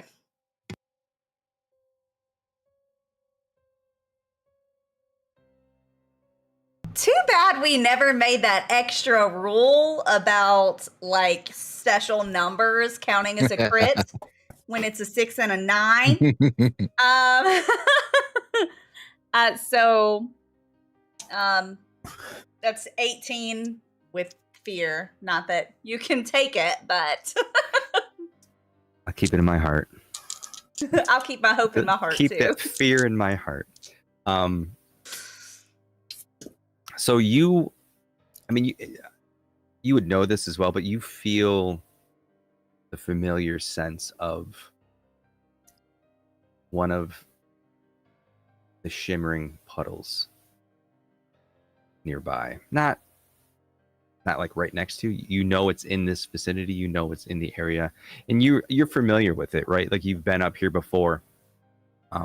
Which is, you almost asked for this earlier in the session, and I was going to be like, oh, you've likely taken it to get here before, and you know that it is in a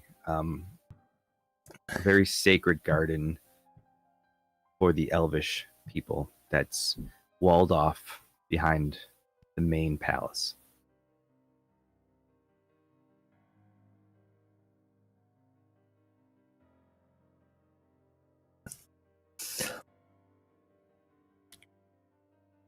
By the way, Echo's just gonna stand there, well, flutter there, and just kind of look at it, be like, Okay, well, I mean, I guess. Oh, goodness. and so he's just kind of like muttering, flying around it, looking for a minute.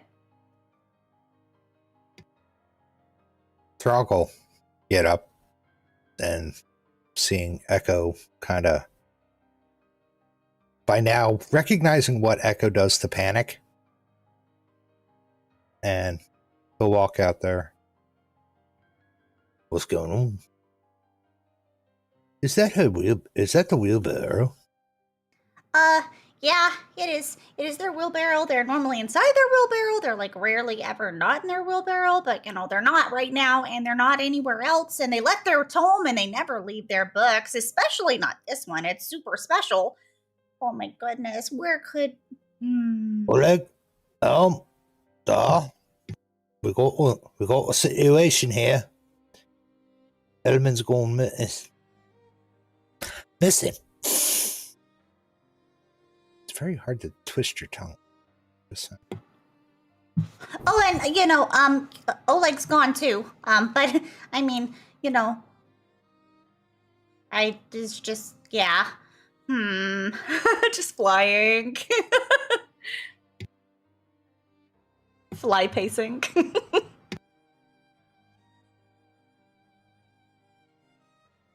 All right, I guess Oleg doesn't have to answer then. You should go. Yes. Good idea. Go where? Outside.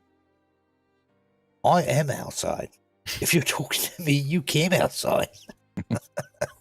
Al standing at the window. No, the rest of us should go outside.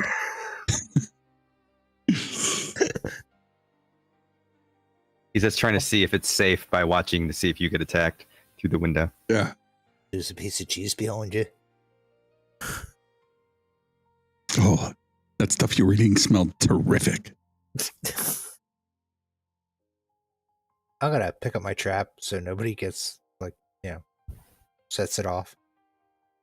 Since I knew it was there and he flew out.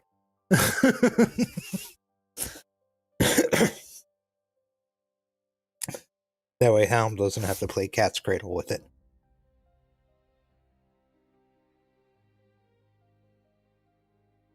So as you make your way outside, you can still see all of these spiders. Again, not really paying you much mind, but they're just skittering through the city down that main road. So many more than what you saw before. They seem to have sort of congregated and are all moving together. Some of the citizens, the elves that are from in their stone form, sitting on the street, you see a few of them kind of climb up on him and start pulling away at the stone, grabbing that little shard and then skittering off and making away. Lots of these half broken statues with the chests sort of torn out lay around the street as they move towards the main palace.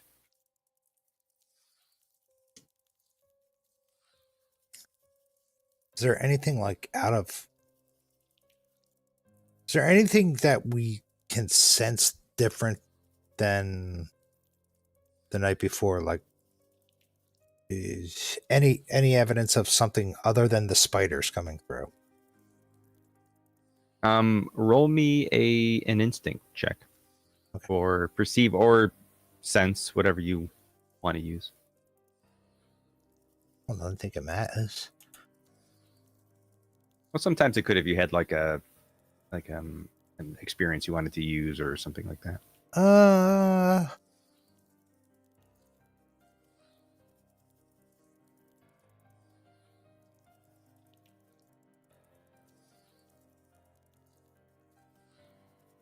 Yeah, no, nothing would help in here. Okay.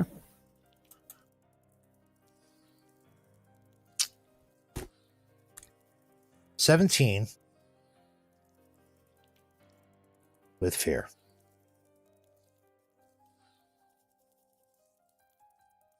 As you're sort of looking around, were you perceiving or were you sensing? Sensing. As you walk out into the street and you lean your head down to the ground, you don't hear anything besides tick, tick, tick, tick, tick, tick, tick.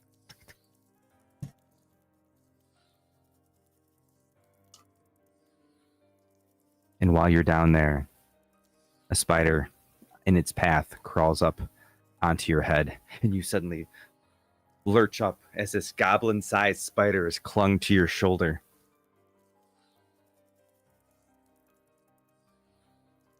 I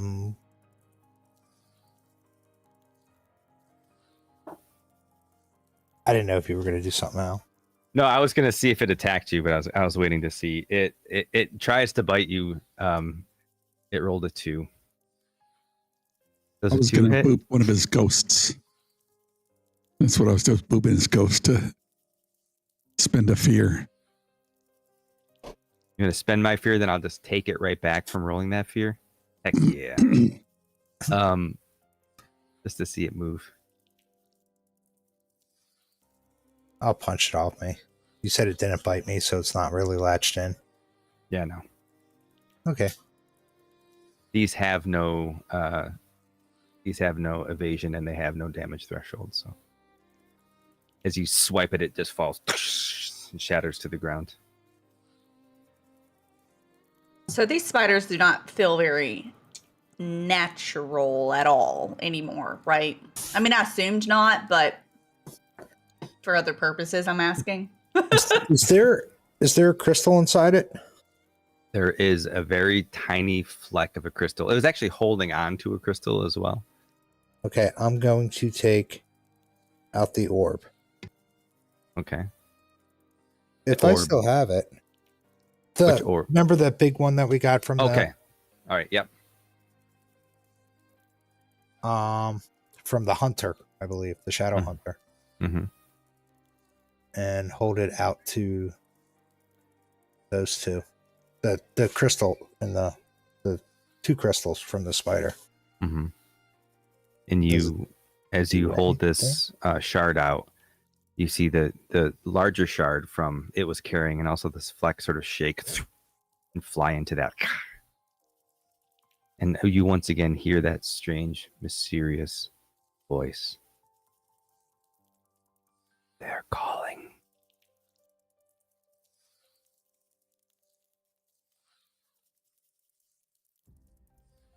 Why me?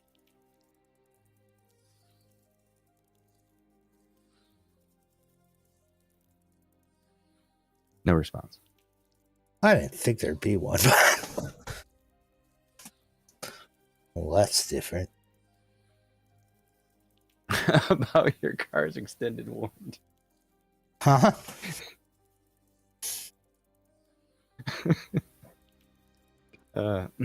Nice. They're calling to you about your car's extended warranty. Oh, okay. I don't have a call. What's a car? Maybe it's the wheelbarrow. Car, because we left it. The car, because we left it at the fort. We Your left cards. it. We left it at the fire with the really bad bard. He was a crappy bard. I mean, he was very depressing. He was sad bard. Sad bard. All right, I'll put the So you shard away. don't feel any like change. You don't sense any change. You just notice just like the volume of spiders coming through here is increased a great deal. Should we continue to follow? And points at one of the spiders. I don't think so. I mean, there's a lot of them. Maybe they could have carried Ellumt.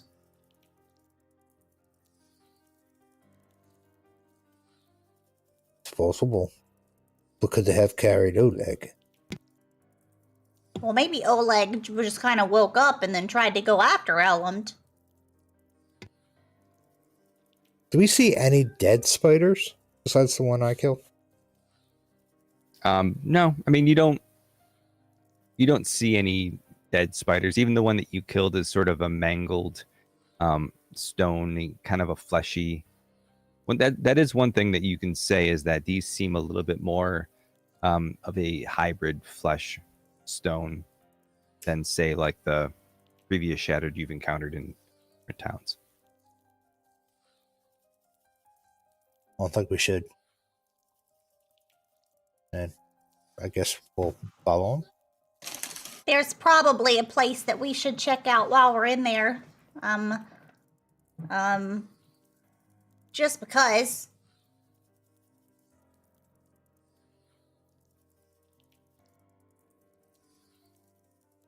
Better lead the way. Echo starts pushing the wheelbarrow. Ellum's gonna need it. It's true. So you're moving down the avenues. You see that they're lined with, again, more statues of elves frozen mid-flight or mid-fight. Their faces twisted and tear, their bodies reaching towards the city's heart, like they were all rushing in the direction that you're currently traveling. Soldiers mid-draw, children clutching chest, merchants with some wares, anything they can carry, all caught in the same fleeing tide. The silence is heavier than the settlements below, but it's interrupted by the chittering, which is still happening.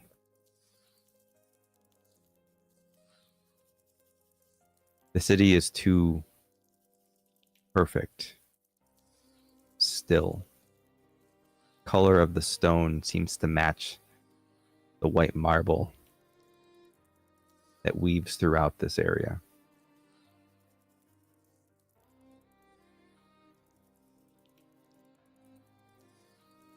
Rising above the spires, the apartments, and the bridges stands this royal hall of Thalandor, a fortress of pale marble. Its towering, crowned structures have silver leaves, has great gates carved in the shape of interwoven branches.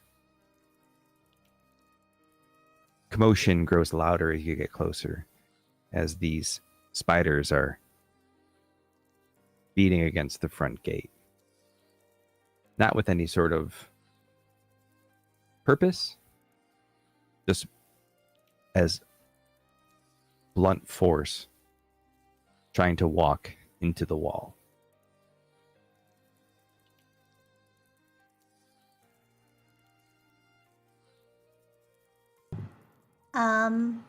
Am I the only one that kind of feels like we might need to just like kill all of them and then like take all of the stuff away from them that they're collecting?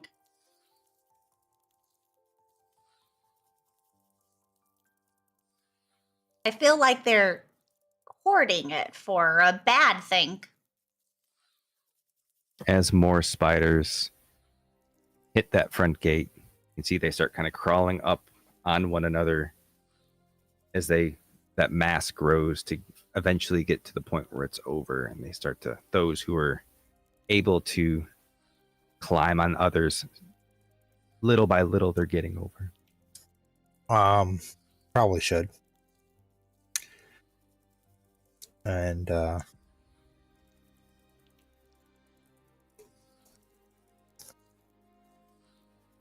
The only thing is, if we do if it is feeding something, it might be alarmed, like alerted to us. well, we have to get in there, don't we? Yeah. Do we fight our way in or fight our way out?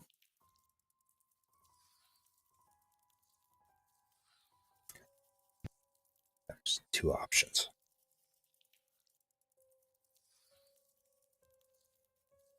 Do both. We should start fighting now, and if we make our way in, we can maybe kill everything and not fight our way out, or maybe have to fight our way out. Maybe there's like a mama spider in there that we can just kill and all the rest of them go away. We'll return to regular spiders and go back to eating bugs.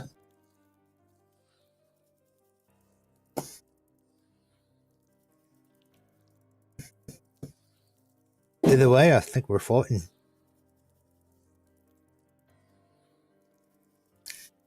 Okay.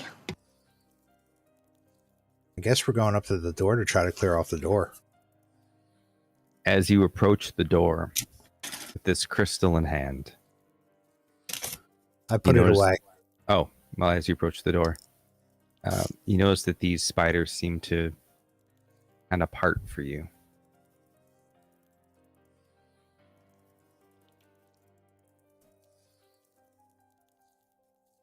This ain't another royal blood thing, is it?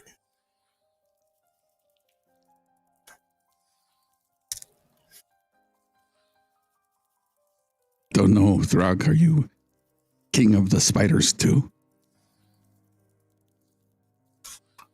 Don't remember. Or the elves. It's true. I mean, you don't have to be hurtful.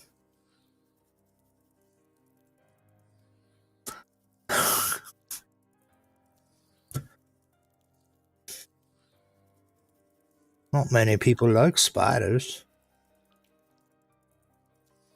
All right, head for the door. All right, so you, as Oh you, no, I muted myself. Darn oh it. no, what do you have to say? Did I see earlier whenever Echo was sort of distraught and pacing? Did I see Throg absorb the purple with the orb? Why don't you make a perception check to let me know? I'm not really sure Okay. where you were in the vicinity at the time when it happened, but tell us. Fly pacing. An instinct to perceive. Sorry. I just have some issues Um, with my camera. I'm trying to get that sorted out. Yeah, no worries. That was a 12 with hope. Okay, we'll take your hope. I would Yeah. have good. If you could, but your hope now. I would say, yeah, you probably saw it happen. He wasn't trying to hide it, right? So Hey, Throg, why don't you take out that purple absorbing orb thingy and like point it at the spiders? I'll pull it out and point it at the spiders. they don't really respond much. Like they continue to part the way as if you were also trying to deliver this large crystal. Oh. I'll put it back away. Ah.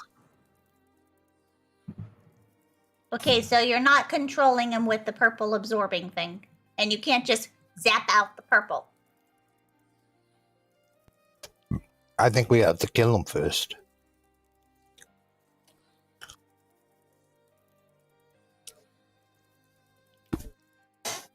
So Continue towards the gates. all right. So you've reached these this walled palace. Again, all of this white marble, silver etching, beautiful craftsmanship. It rises from the cliffside like a crown of marble and silver. Tall spires gleam with that same pale aurora that you saw earlier, light spilling down from the sky. The great gates of white stone stand before you. Painstakingly decorated and etched. This isn't merely a palace, this is a fortress. The unbreachable heart of the elvish pride and power. You all know that the elves are not the most welcoming of the kingdoms. And yet, the gates just push open. As you make your way through, you see a line of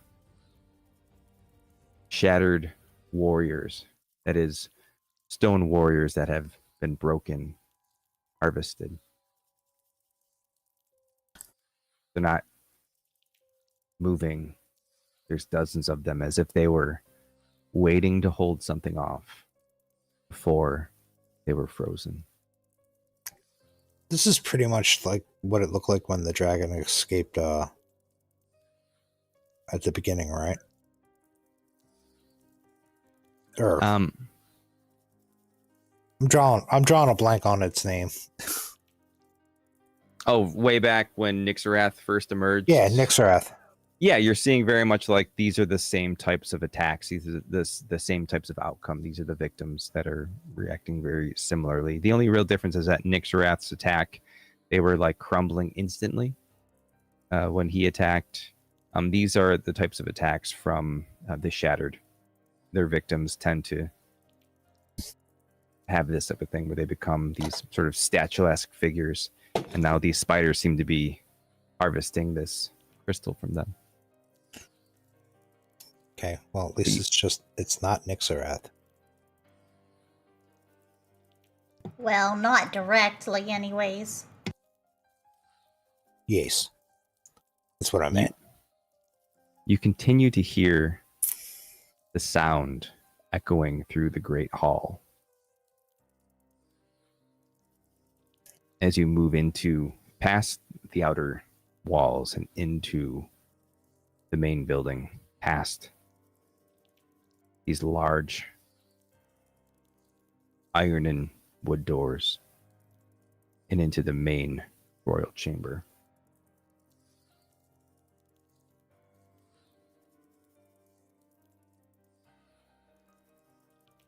What are your characters thinking about as you move into this dark, it's because it's still pretty dark, royal chamber? The sun hasn't quite peeked up over the horizon yet.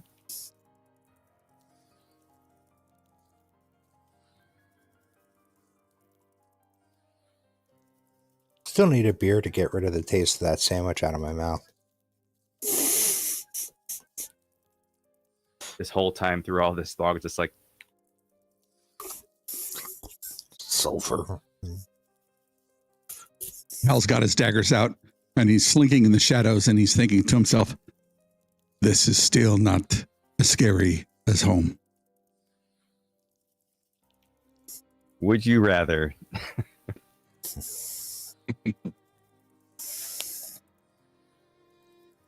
Dar is a little distracted and keeps looking down at some of the patches sewn onto their robes and kind of shaking it off now and then, and a little distracted by the dream.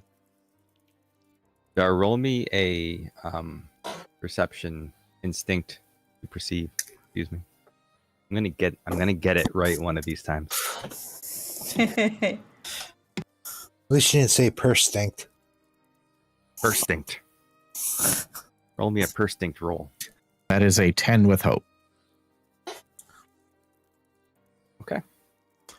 As you're looking down, you notice a similar. It's a change of coloring for sure from the white marble roads that you've seen with this tightly etched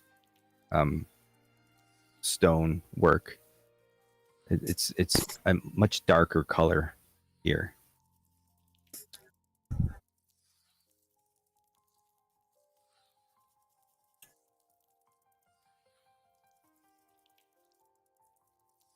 How about Echo? Echo is pushing Elam's wheelbarrow, and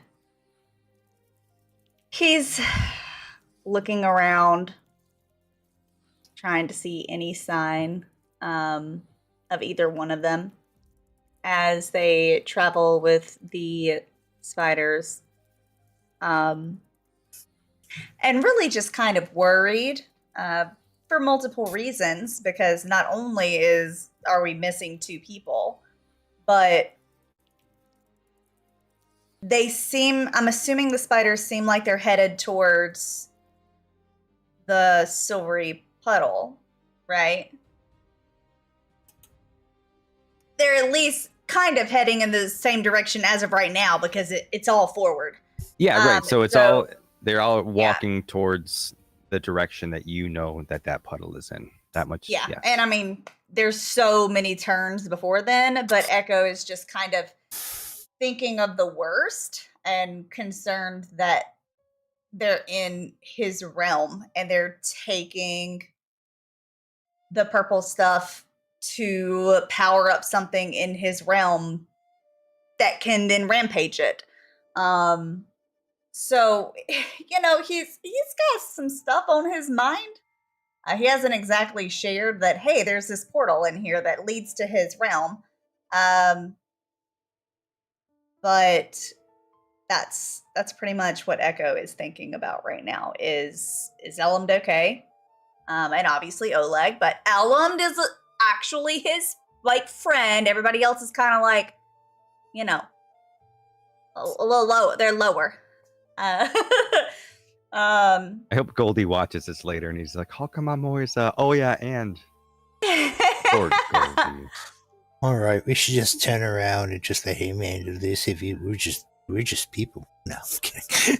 But yeah, so that's what Echo is kind of the thought process is right now, is trying to not get overwhelmed with the fear of it, but also realizing that it's could be completely possible.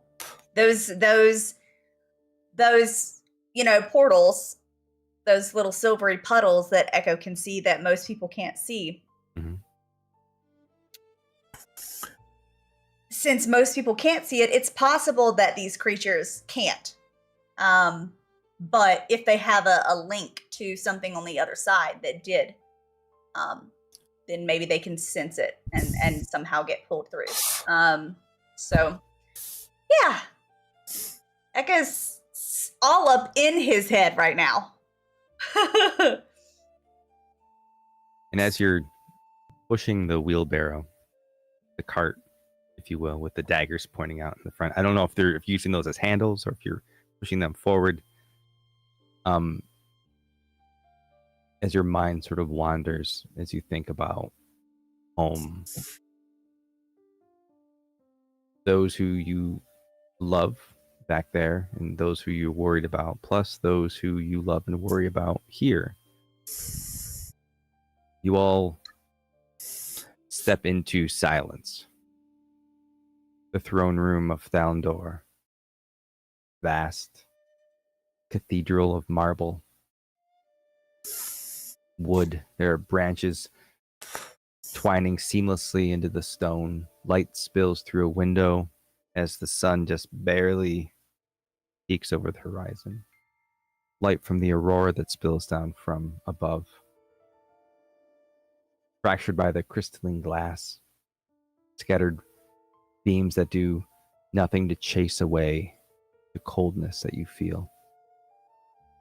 The air is thick, carrying the dust of ages, even though the city has only fallen days ago. The hall is not empty. The floor is littered with fragments of purple crystals, each one hollow, cracked, discarded. Dozens of statues line the chamber, elves frozen mid-kneel before the dais, Her face is twisted, not in reverence, but in fear. Their silent screams seem to echo forever in this stillness. At the far end of the throne, rises from a crown of silver branches,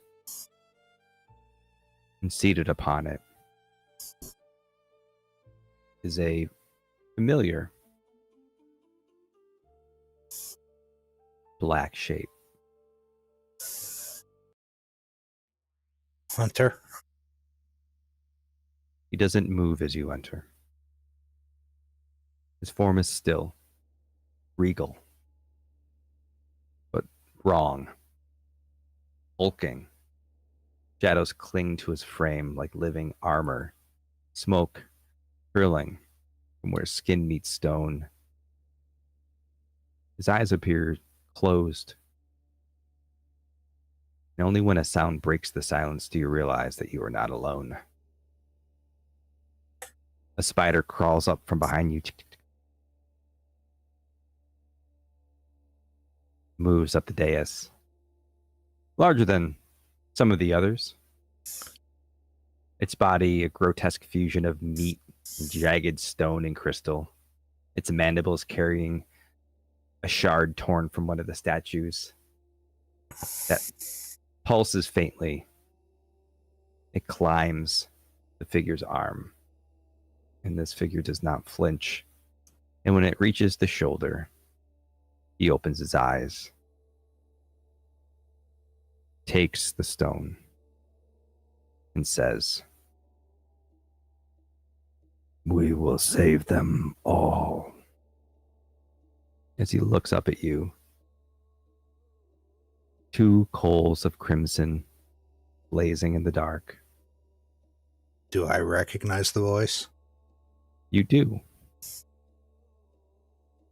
You How far away recognize is it? How far away is this? The dude on the chair from me. 1 second.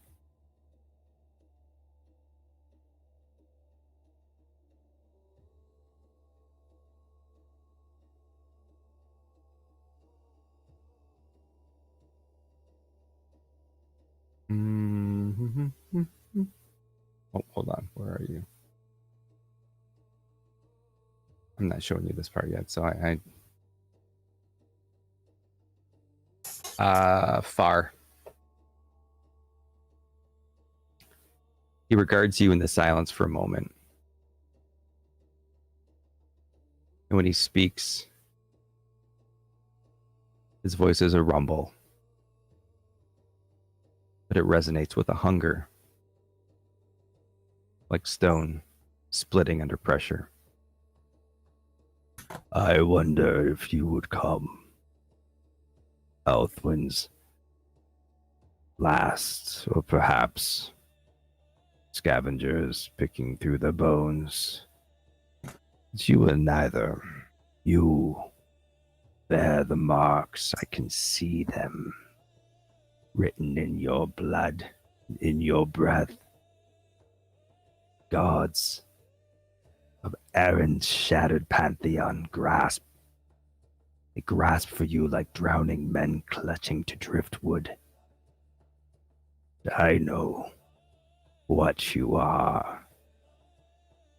You are not champions. You are not ready. You are clay, yet unshapen. And still, you dare to hope.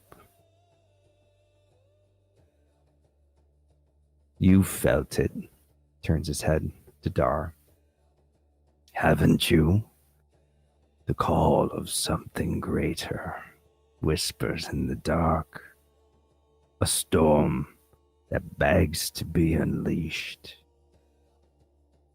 Do you think Erin's children can give you what you crave? Or you could follow me.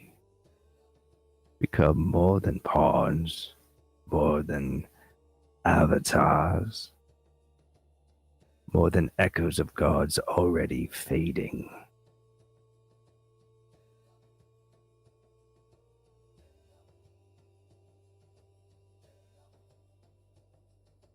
I was made a god once by Davros, Nazara, a leash, a weapon. But the Shattered One has broken my chains. Through him, I have ascended. And through me, others will rise. I am the god of chaos no more. I am the god of change, the god of broken crowns. I will build a new pantheon from the ruins of the old.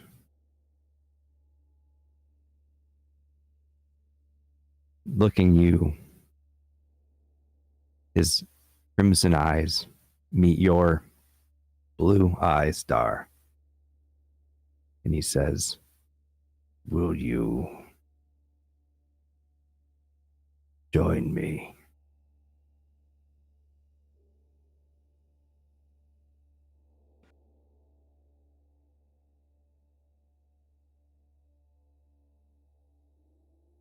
What are you trying to do? I'm trying to give you what you desire. Vengeance, chaos,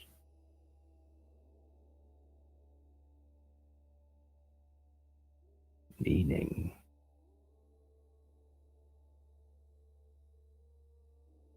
justice, or Lena.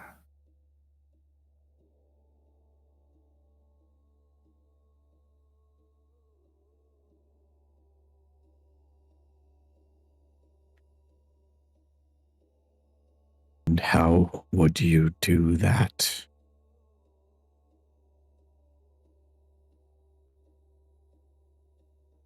We will save them all.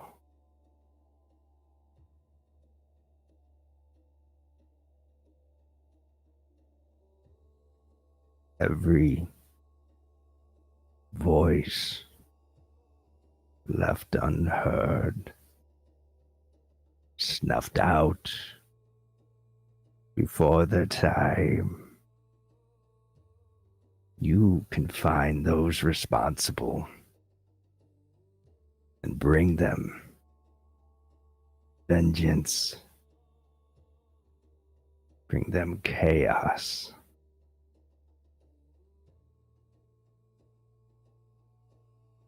Raziel brought you into this world. He has bent the knee to the Shattered One. Join us.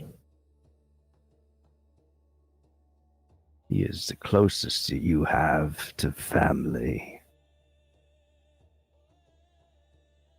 I could be your family. He's sort of like petting this spider on his shoulder. It's like leaning into it.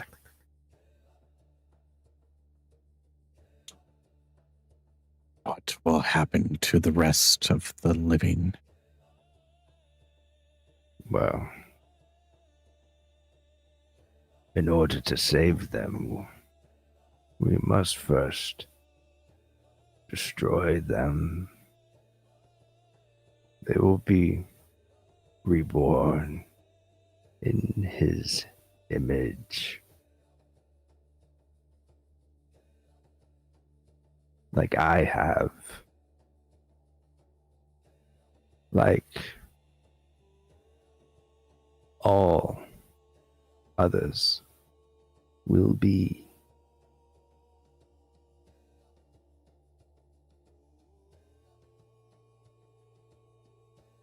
And you do not know what I truly desire.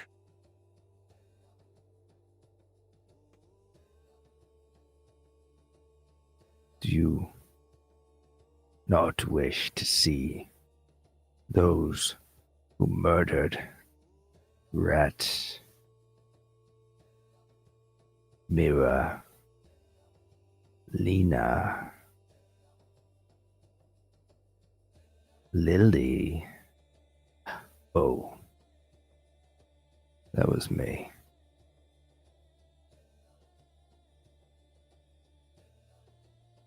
I can make gods. Perhaps you don't believe me. Consider this a gift. And he reaches his arm out. And as if there were nothing, the body floats in from the darkness to the side of the chamber. And he holds them by what passes for a neck. As you see Elland unconscious. I was the god of chaos. Maybe it's time for another to take my place.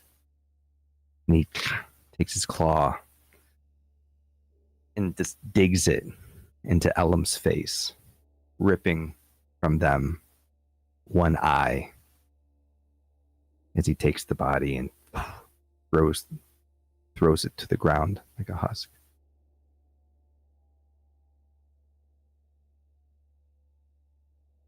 He looks at it. I will leave you to consider my offer. And he sets the eye on the ground as it begins to move. Flesh seems to grow out of it, shards from it more. It emits this violet aura as it begins to take shape. This eye, ears, teeth that sort of fall from the side. 10 tentacles coming up from the side, each tentacle its own little eye. And as this thing Nixarath disappears in a wave of smoke.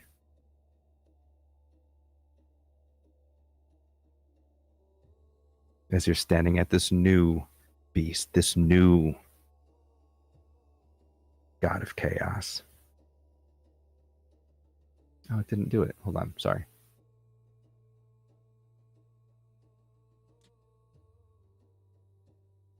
Did it move? 1, 2, 3, 4, 5, 6, 7, 8, 9, 10, 11. Oh, no, it did. Okay.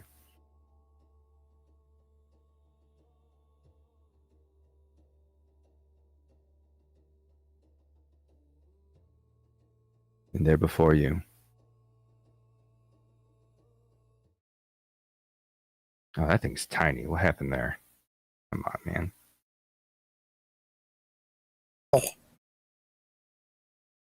It's just an little bitty baby beholder. Can you see it? Is that working? No. Oh, I'm sorry. Let me share this on screen.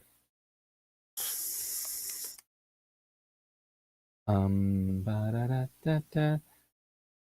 And screen. This is screen share, right? Yeah. Can you all see that? There we go. Okay. Yep. I always forget that you're not watching stream. Sorry.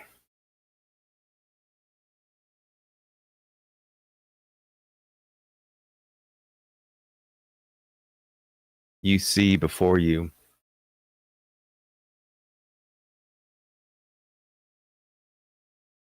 This fleshy, floating ball of teeth with 10 jointed antennae rising from its crown, each with a different colored eye.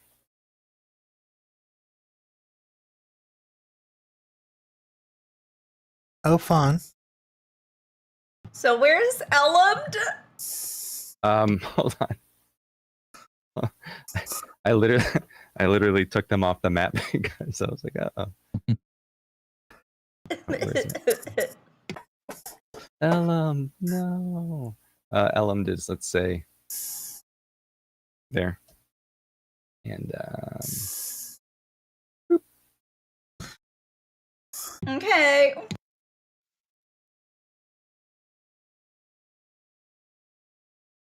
All right.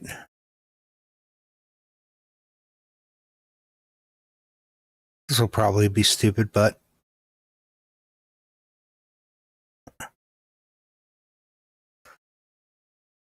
I'm gonna head right for it. it's coming right for us. By the way, I am already flying. Oh. Nope. No. No? You're not already flying? No, because it wouldn't have made sense with me pushing the wheelbarrow. Oh, that's right. Yep. Trying to get some music back. See it. I'm so stressed. Why are you stressed? You just took that long rest. You should be fine. I didn't, though. Oh, that's right. Echo That's right. did. Oh, yeah.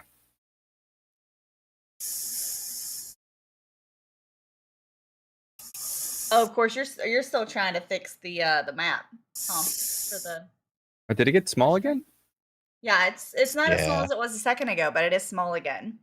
Oh, what the heck, man? It only does that when you tab out to work on something else. Oh, why does it do that? All right, let me transition to this. It's Does that OBS. work? Oh, I hear it. Okay. What sense did that make, though? That my, anyways.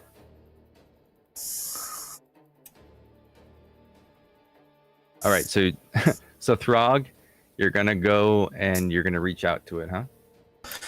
Yep. All right, so it is from you. I think I told you already. It was like kind of far. Yeah. So you can get to here. No, 6. You can get to like somewhere in this vicinity without having to roll for it, or you can roll to get to far. I'll roll. Alrighty.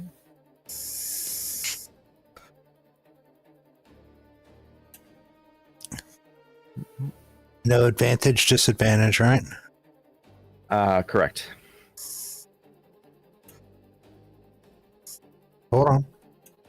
Hold the Oh, phone. wait. No, I didn't want to. Okay.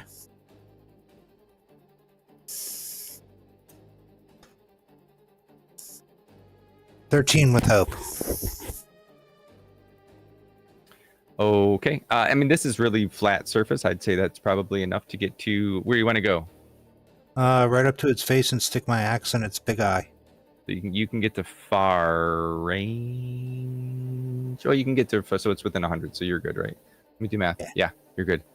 All right. Yep. All right. So you, as you run on up to it. Oop. I'm going to spend a fear to interrupt you. Did it spend? 1, 2, 3, 4, 5, 6. Yep. Can I interrupt by going, this is not a negotiation? We are negotiating. It's not a negotiation.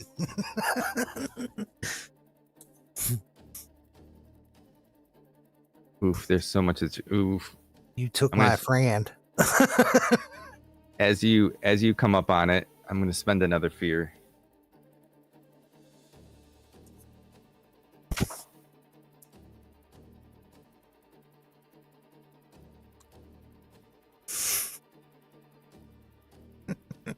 Okay.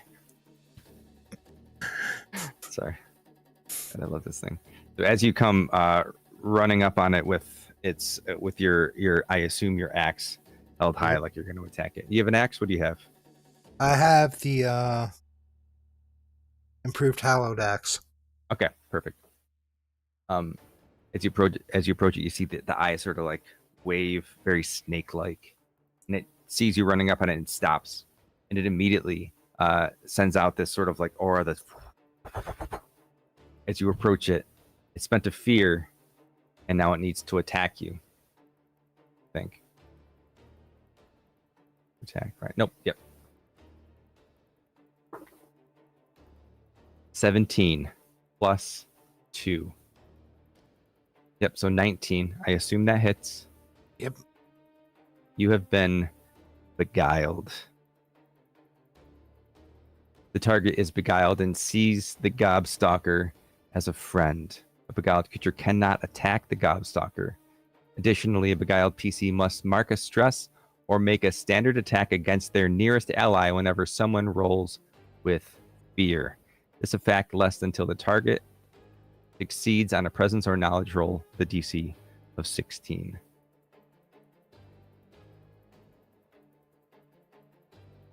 Do I get to try that now?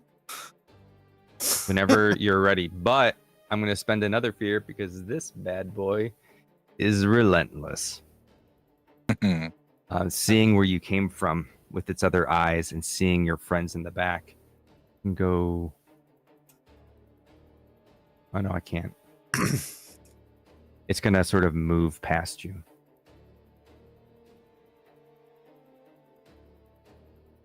How far can it get as it moves its way down to where its mother, its parent is? How close am I to you now?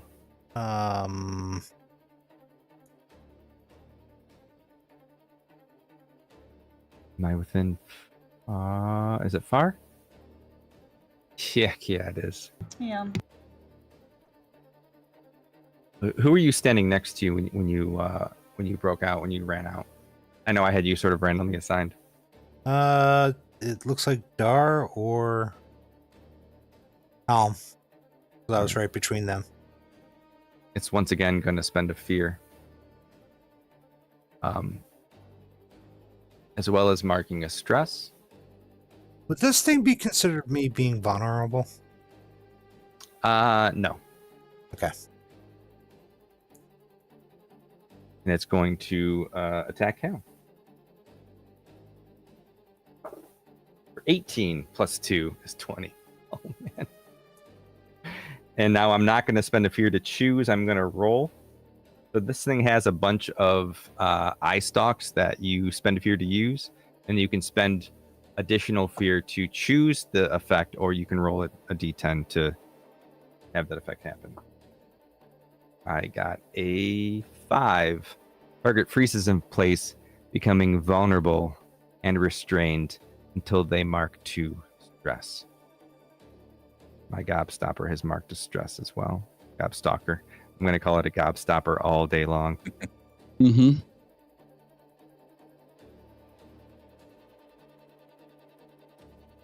Who was that to? That was the helm. Oh, okay.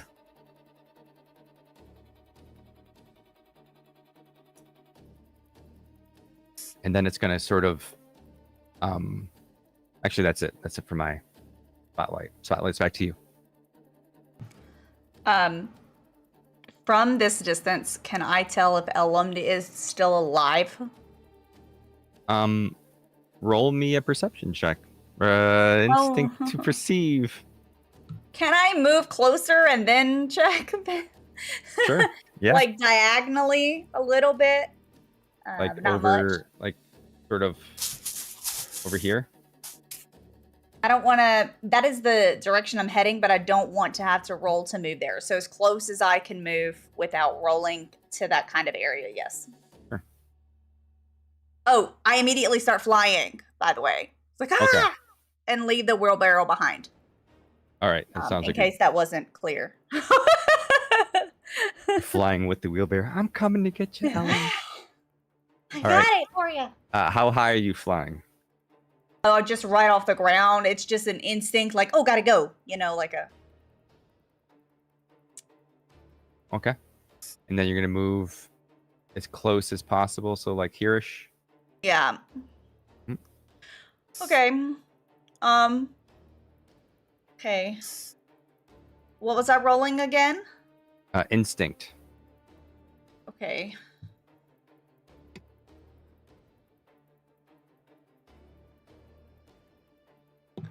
Okay, that's gonna be a 15 with hope.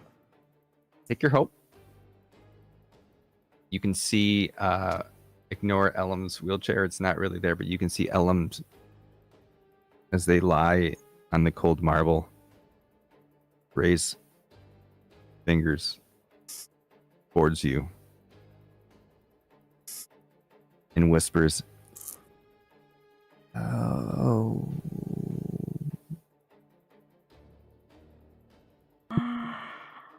Oh.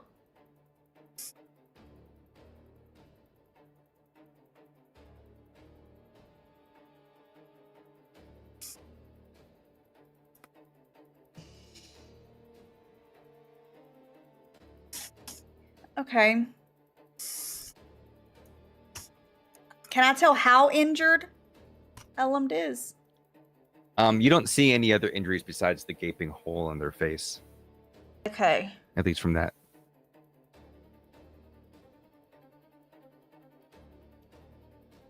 I would like to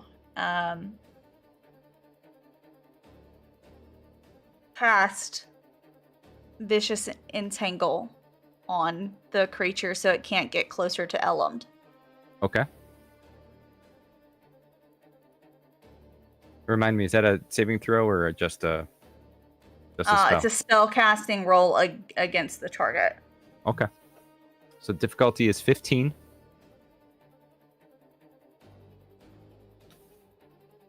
All right, hold on one second. I already rolled. So it's any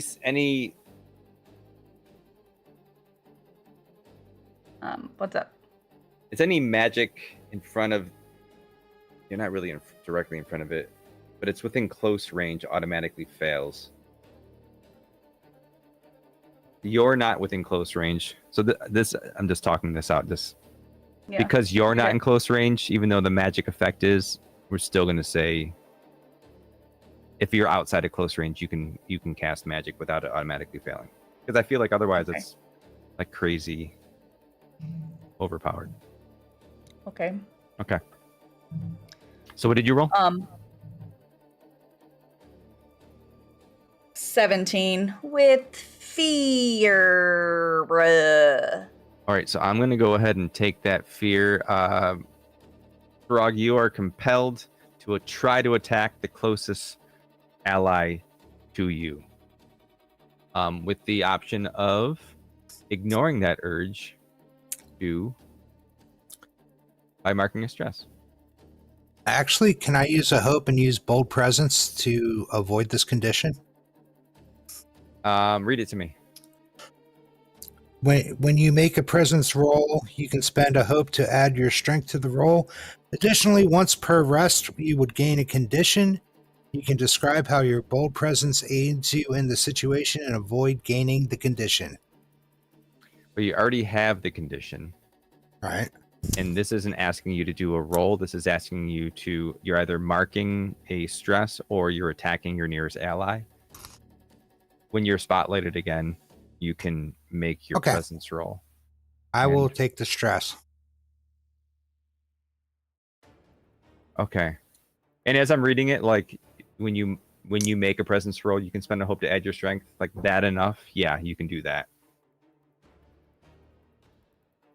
Okay. Side question: did the Vicious Entangle hit? Oh yeah, I'm sorry. Yes, it did. Okay. Do you want me to go ahead and roll damage? Yes, please. 5. But it's restrained.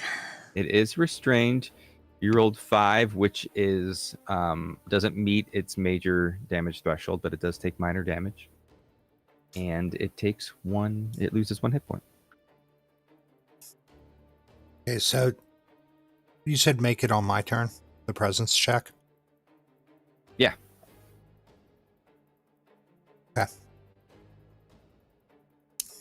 And it's a straight roll? It's a straight roll unless you want to use your feature. Then you can add. Oh, yeah, I can use my feature, so... Yep. Hold on.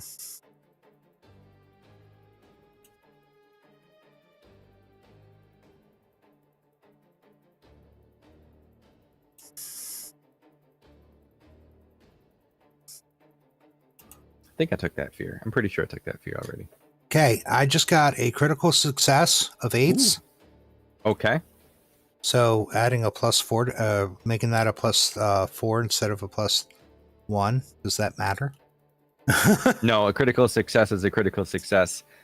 You gain a hope, clear a stress. You are no longer beguiled. Okay. Can you tell me how does Throg come out of this beguilement as fighting this urge?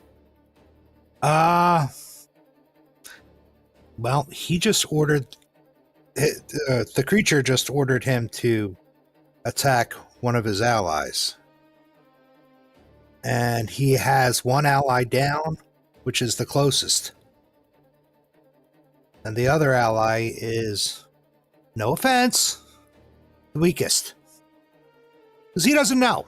How dare you? He's an orc. You're tiny. So it's like the two that his orc brain would consider the most that needed defended in the party. He cannot bring himself to attack. Okay. And if this was a barbarian, I would like to rage, but it's not.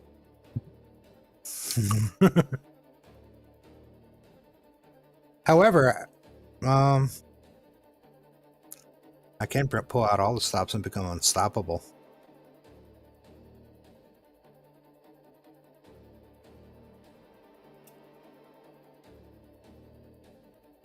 All right. And now I shall bring the hallowed axe down. Okay.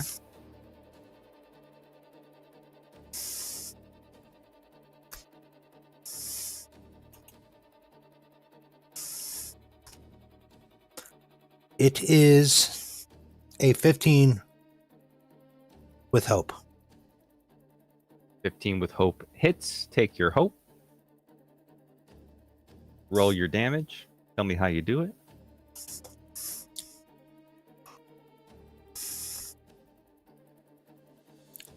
Hold on.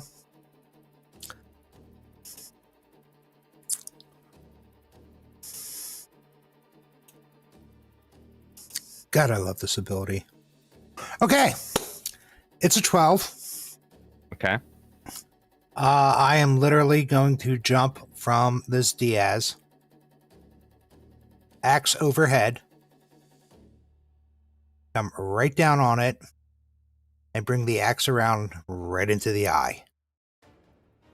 Into the face. Basically jump on it and bring the axe down. So as you leap up onto it and you swing your axe down, you're aiming for its eye. You strike. You hear it go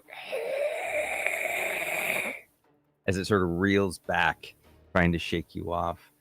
You hit it for major damage, so it takes 2 hit points.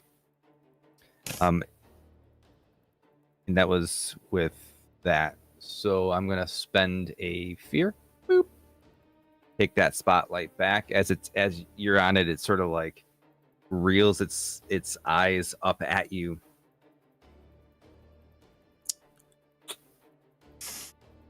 And you hear this as this energy sort of waddles at you, and suddenly, actually,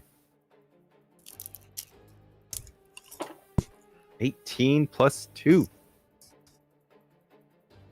Right, plus 2. I'm going to spend a fear.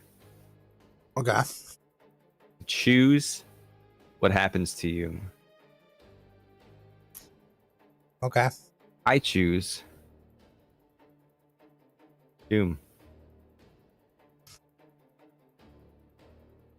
Doom. Mm-hmm. I choose Doom. What does that do? The target immediately marks all cleared HP.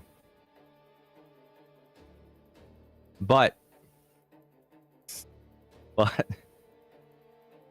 can reduce the number of HP marked by spending any number of hope. Each hope you spend reduces the number of HP you take. Okay. How much hope you got? 4. Okay. How many hit points you got? Right now, none. But you said they all get marked? Yeah, so you're full health. Right? You're full. How many health do you have? Like, what's your HP? I have it in front of me. I'm sorry. I was gonna say You have 8. So if you spend all your hope, you will have 4. You'll mark 4 hit points. Okay. You don't have to spend all your hope. You can spend as much or as little as you want. I'll spend it all. Okay.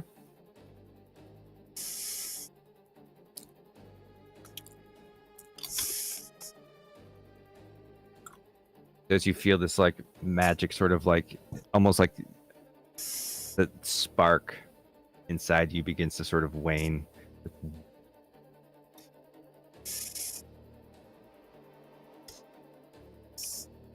Okay. What do you think? What do you think of to manifest that hope that you used to save your soul from falling into Nazara's grasp?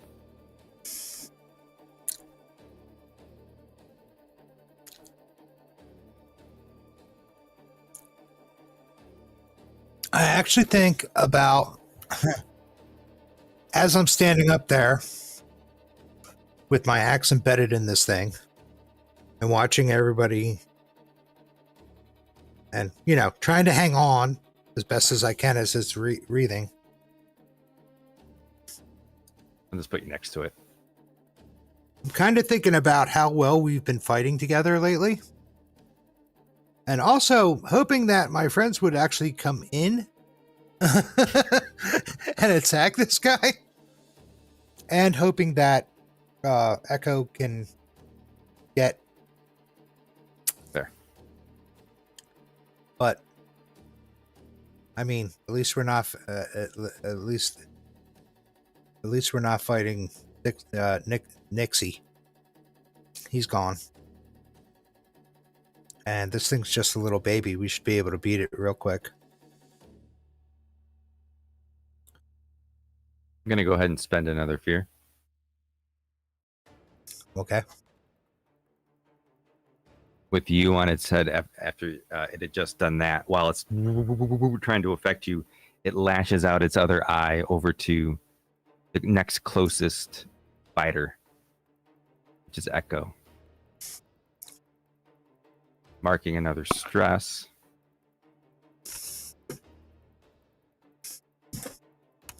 It attacks. Ooh, for 2. Plus 2, 4. I'm assuming that doesn't hit. No. Let me know how Echo dodges this as this beam of this like warbling energy shoots out from its eye. So, Echo's flying. So he just kind of goes, whoof. Just a little whoof. It goes right in between his wing and his head, Mm-hmm. It's hard to hit a flying target, It's very true. All right, I'm going to give you back the spotlight. Oh, I'm sorry. One more thing. Apologies. I didn't mean to say that.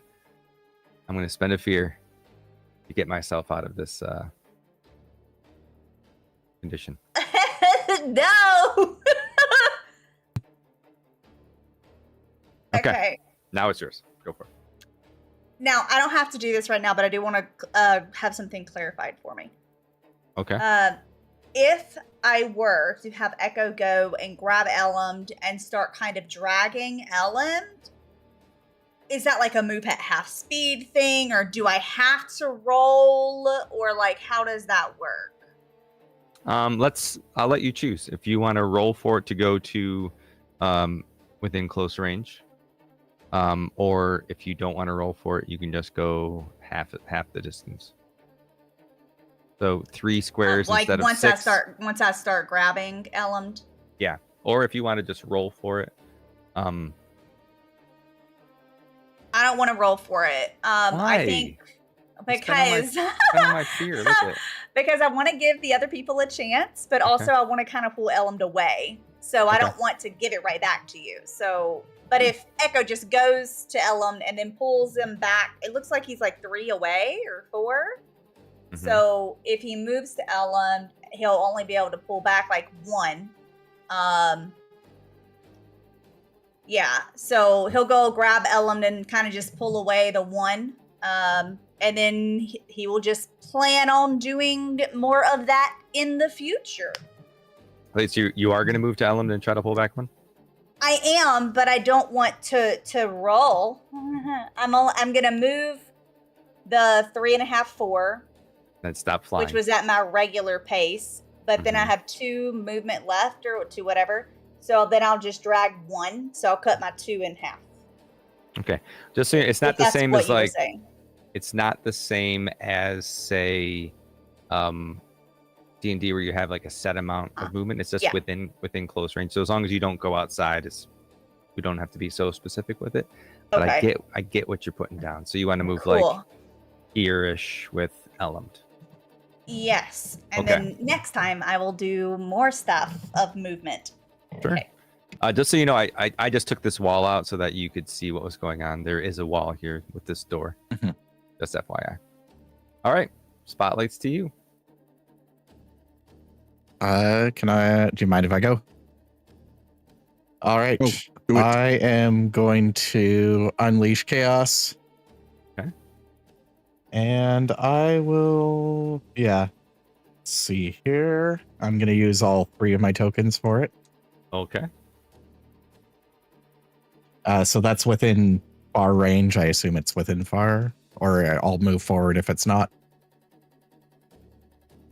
Far is 30 to 100, right? I'm gonna do this on memory. I think it was. Far is 10 to 30. No, 30 to 100. Yeah, you're within far range. Okay.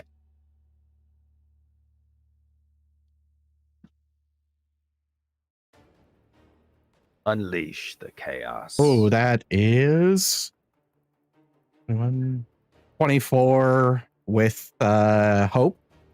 Okay, take your hope. That definitely hits. And that will be 3 tokens. How do I spend those? I will just do the roll myself.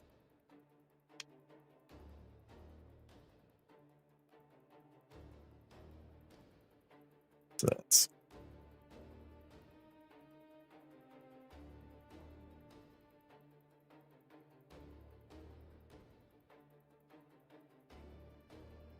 that's 23 damage.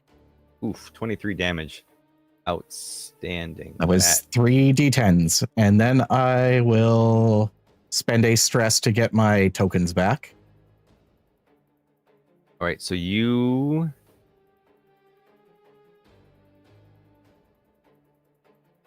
All right. Sorry. Having just unleashed this chaos as it shoots a colored something, pew, Nice. and hits the target. It sort of like looks over at you, spends a fear to interrupt you, and then you are how far? You said you're within far range. Yeah, you're within far range. We just measured that. It is going to lash out at you. That is 16 disadvantage. plus 2. I'm going to spend one of my armor slots to make it disadvantage. Okay, so 18 minus 1. 17. Nope, he still hits me. Okay. I was like, this could be a make or break thing for this guy right now. He is going to. I had a mark of stress for that, and then I have to spend another fear.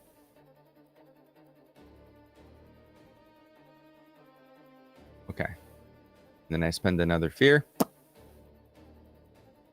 Actually, I'm not going to spend that fear. I'm going to roll for it. I got a 10. Which is Terrify. Fitting. The target can't act except to flee the battle or try to shake off their fear with a successful insight roll of 16. Additionally, whenever I spend fear, you must mark a stress. This effect lasts until this thing is defeated or the target takes a rest.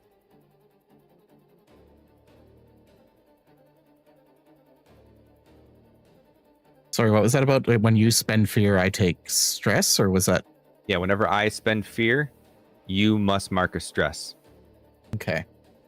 I am going to, however, who haven't I? I've attacked all of you, right? Helm, I attacked you. You're petrified, right? No. What are you? Frozen. Yes. Paralyzed. You're paralyzed. That's what it is. All right. I'm going to spend another fear. So you How many did I do? One. So this is it. Okay. Wait, what was need that? one Helm? more. Say again? You need one more fear. You need one more fear. One more fear for what? Am I coming through? You interrupted and you had 3, so you spent 1, then you spent another 1 to do that action. I know I did. To I make ended him up rolling scared. for it. Oh, that's right. Yeah. Yeah, that's right. Yeah, you're right. But thank you for holding me to Dang. it because I forget like crazy. I will, was because you gonna only got 1 left. I was gonna be like, I don't have it anymore. I shouldn't spend it. I mean, heck, might as well go for the gusto, right? Ba-da-da-da. Oof. I don't know. Looking at Echo being the closest. Right? Well, I guess technically Throg is the closest. I am going to spend this last fear. So you should be... Oh, wrong way. So you should be marking 2 stress. Yep, done.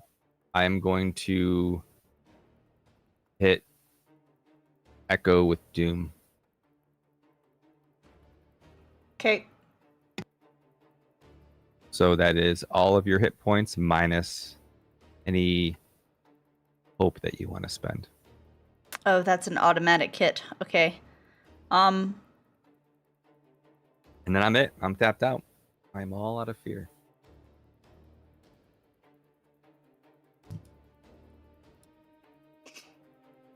It's just like...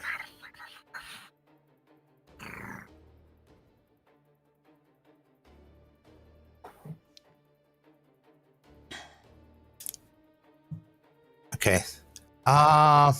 I'm going to. Hang on. I think Phoenix still needs to mark hope. I need to do what? What do I need to do? So you just got hit with Doom, so all your hit points go away. Mm-hmm. I took away 3 hope, and I have 3 hit points Okay. left now. Perfect. Gotcha. Okay. So what's my condition? I'm paralyzed, but I can spend 2 stress. Yeah, you're vulnerable and restrained until you mark 2 stress. So I'd like to mark 2 stress to Okay. remove that. Then I'd like to mark another stress as I walk into this shadow and appear right next to Throg. And then I want to bend 3 hope to do a tag team with him. Okay. Okay. Sweet. You're literally using his shadow because I'm on top of him. It's like his specialty. Yeah. And then I'm going to attack the individual with my dagger. I am cloaked when I do shadow steps, so I should have advantage. Okay. And here we go. So D6 plus my duality dice plus 4. Come on. crit. And you're doing a tag team with Throg, so Throg can. With Throg. That's not a very good roll for me, Throg. Okay. So What do you roll and tell me what you get. That's Okay. only a 5, 6, 7, 11 with fear. So if you can please beat that. Okay, I have to. Okay, I need to roll strength. An So just attack. roll Whatever roll your attack. attack's Okay. going to be. Your duality dice plus your attack modifier. All right. Oh wait. Okay. Wait. Hold on. My attack.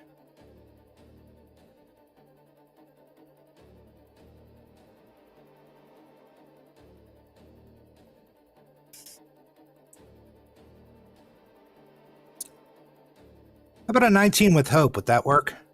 19 with hope will land. Take your hope. Nice. All right. So it's a D8, 2D8 plus 4 plus 2D6. Hello. Yeah, so you both roll your attack damage, and then you add it together.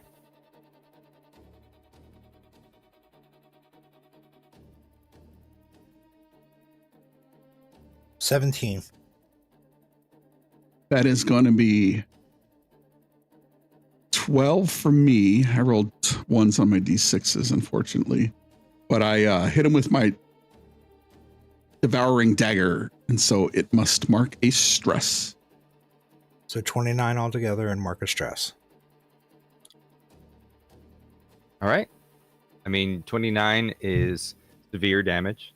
That is 3 hit points. It has 2 remaining. How would you like to do this? Oh, wow. Well, Hal steps out of the shadow and does his thing with the knife. And while I see Hal there, I just pull straight up with the axe from the eyeball to the forehead, if this thing has a forehead.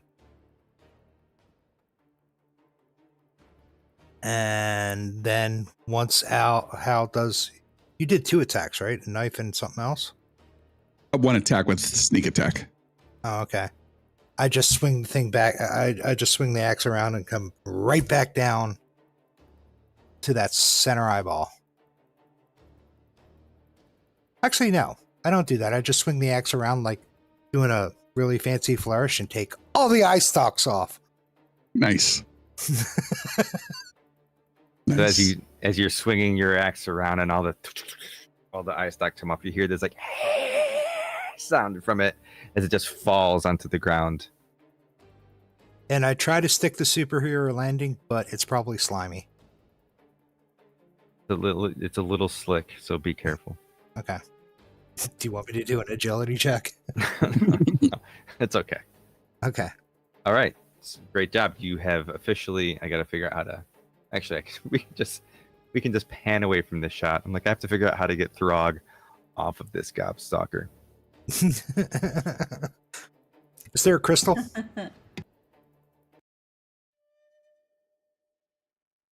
We move us back out of this scene so I can close that window. So as you, I'm assuming you're rummaging through the remains of the gobstalker. Yeah. This baby god of chaos that Nixarath tried to create. I think And Star the god of chaos now, right? Why? I suppose it depends on if Dara is going to accept the offer. Well, no, I mean, we defeated him. We get his title. So as you're looking through the remains, how are you searching through the remains to find if there's a crystal? I'll just pull the crystal out and hold it above it. As you hold this crystal above the remains, this mushy remains of this globule. I don't like this red mushy ball that was once attached to your friend. You don't see anything shaking, anything coming to your crystal. All right. It didn't revert back to, like, we can't see, like, the eye or anything like that, can we? Mm-mm. Okay. No, it's keeping its form. All right. I'll put the crystal away. Let's step out of it.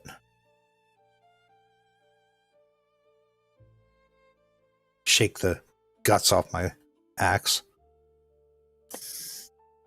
Did Echo that, goes to get fear- the oh, sorry. wheelbarrow. No, you're good. You know, Okay. to put Elland in. Let me stop sharing so you can see each other. That's the thing I did not do last time. That better? Yes, now I can see him Yep. reacting in time. Okay. So as you go, you get the wheelbarrow and you try to get Elum into the wheelbarrow. Elum is very weak. They're not really saying much. They're reaching their hand out as they're injured and resting it on the side of the wheelbarrow, putting their head down as they have this big gaping wound in their face.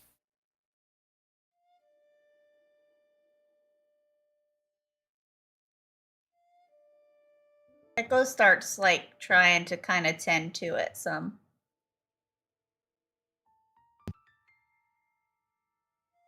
I know that doesn't actually work like in game, but you know what I mean. I will pull the health potion out of my bag and hand it to Echo since he's hovering. And I don't think Elman would accept it from me because they're hurt. And they're only going to trust the person they trust the most. Echo will take it and look at it and then look to Elund. Well, I don't know if how do potions work in this game? How much is it? 1d4. Okay.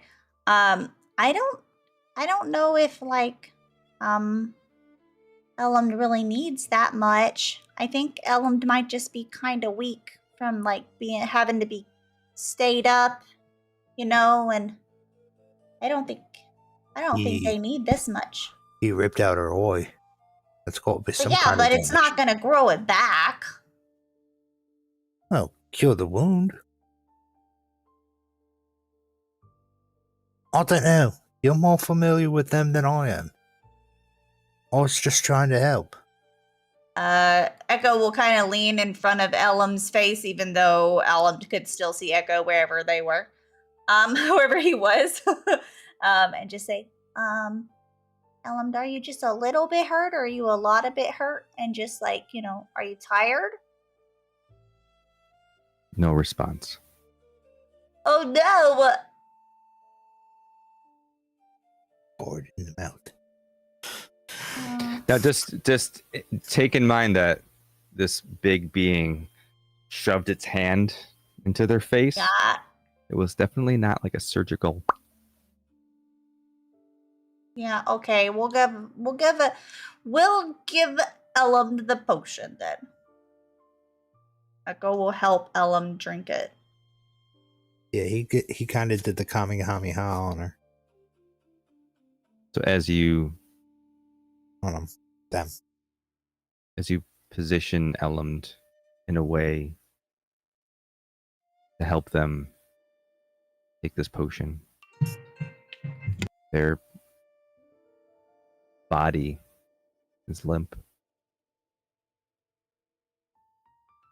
And you have this sudden feeling of dread. Did Elund go unconscious like dead? Or like, is it not really Elund? You want to make an instinct roll to... I mean, yes, I would like to learn that information.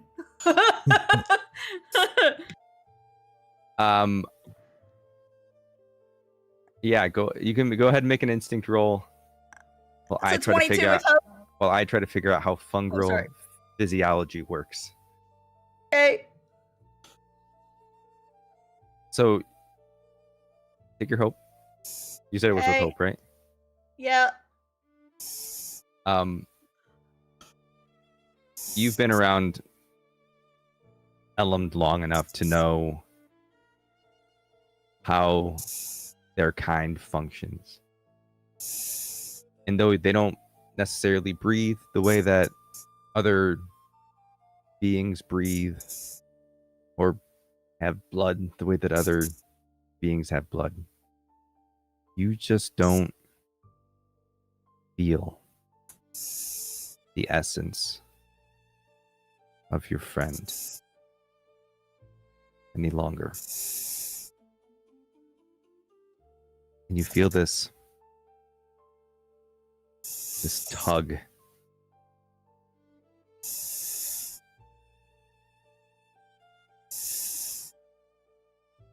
You feel this burning, this intense pull from your shoulder.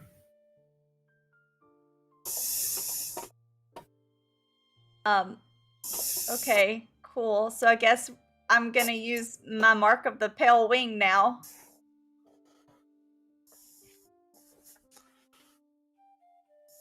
Could you let us know what your mark does for you? Yes.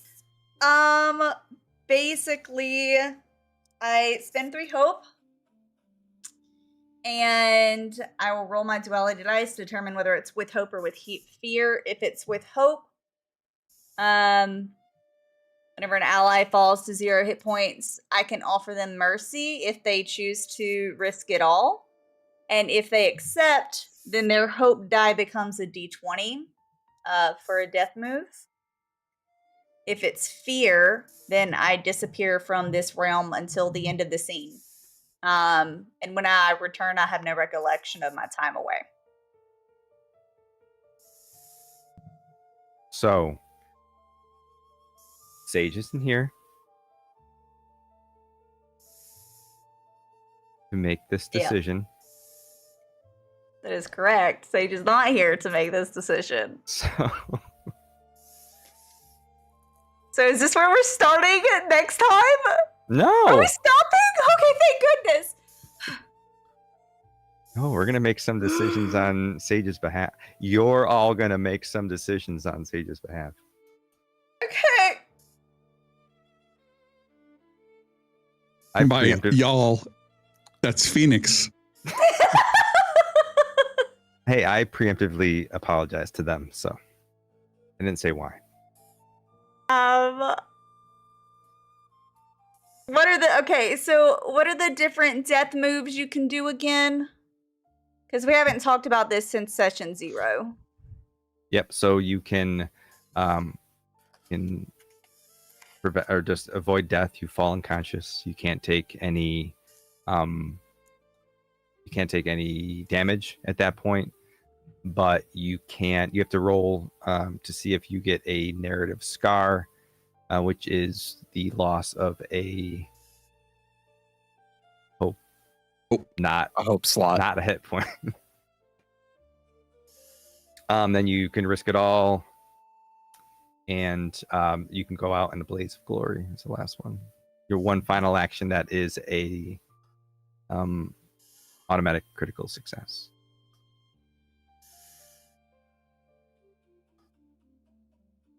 So what? Okay, so there's 3. What does the risk it all do? Like, what's the? You roll a hope and a fear die.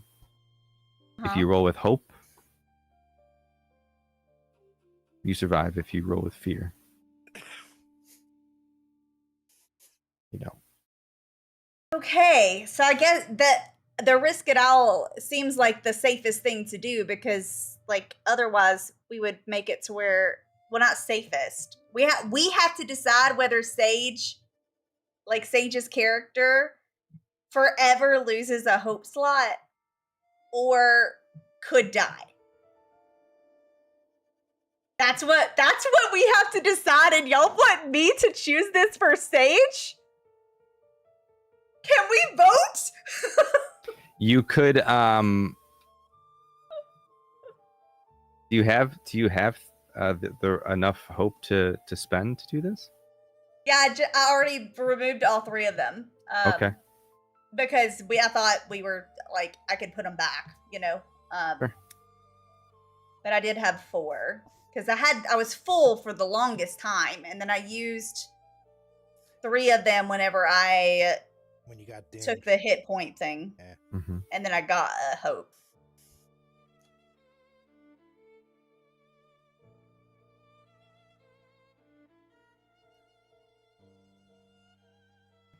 Y'all, Sage is my friend. I can't fully make this decision. I either cripple their character. What is the Or- role for losing the hope again? The scar. How does that work again? I can't remember. The narrative. Oh, hold up. I just had it up. The narrative scar is avoid death after a long rest. Yeah. So if you roll your hope die, if it's equal or less than your level, so we're at 3, you cross out one of your hope slots and you gain a narrative scar. So that's 1 through 3. You lose a hope for on a D12. A D12. Yep. That's pretty good odds for not losing the hope versus the chance of death. Mm-hmm. Yeah. Versus So- basically you die, but you go out in a blaze of glory, which right now there's no narrative. Who would No. make it a blaze of glory? I would vote for the just going unconscious, getting the scar, or chance of getting the scar. So if we just go unconscious, then We'll be back after the next it's rest. either automatically Sage's character survives. It's just there's a small chance that Element will be hopeless a little bit. I would rather do that. Princess Fairy says, I would do hope thing.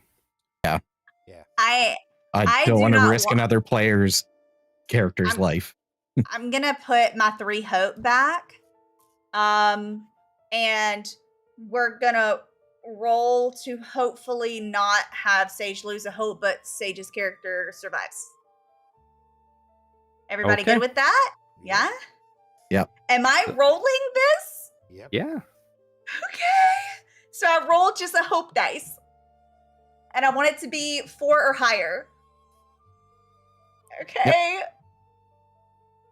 Sage, I am sorry in advance if this does not go in to our favor, okay? Ghosts I love did you. it.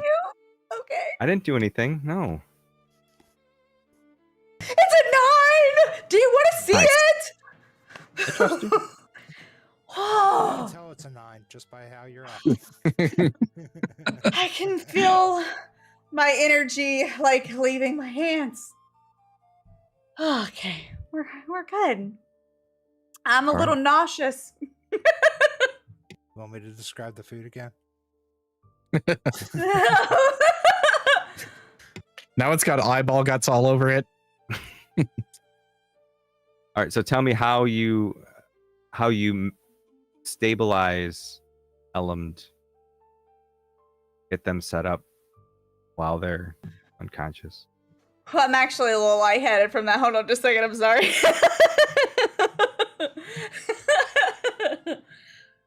Whew.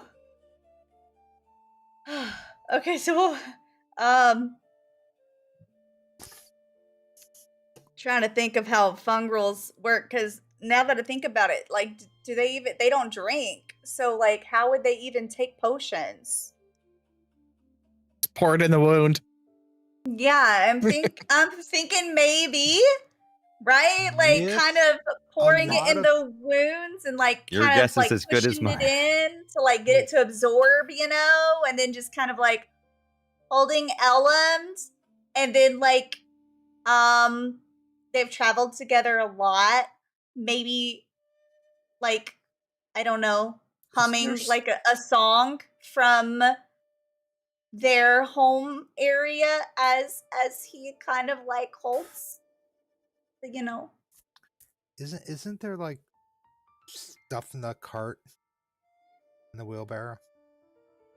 What do you mean by stuff? I thought like there was like stuff in the wheelbarrow. There's a book at least. I think I think Elm keeps some things in the wheelbarrow as well. Okay. Yeah. I don't know what Elm keeps in the wheelbarrow. I realize this is like standard D&D and not Daggerheart, but I know with the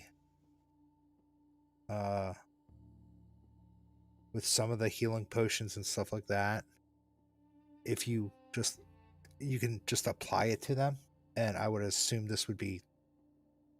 I mean, I'm making an assumption with a fungal character. They absorb stuff. Yeah, that's why I was kind of like pushing it into this like spongy top where That where works, he I'm was sure. they were hurt, and like trying to like, I don't know, hoping that heals that spot out some, you know?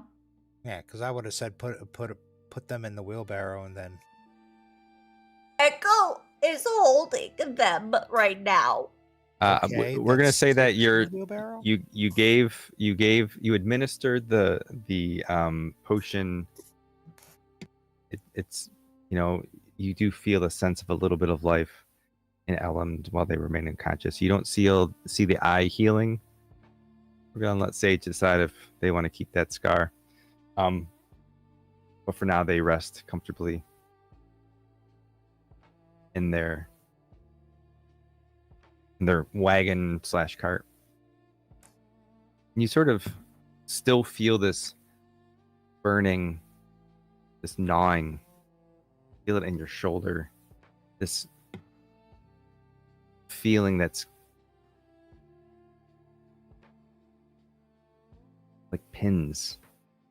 This feeling you can't escape. This urge you find it's hard to deny. So close to losing Right. a friend. Yep. This lingering sense of death that's been with you all along, coming to a head with your friend being so close, just on the brink. You pulling them back. As you watch Echo, Elend, who you're so used to having this flat affect all the time. Deep down, you know that you're friends, no matter what they say.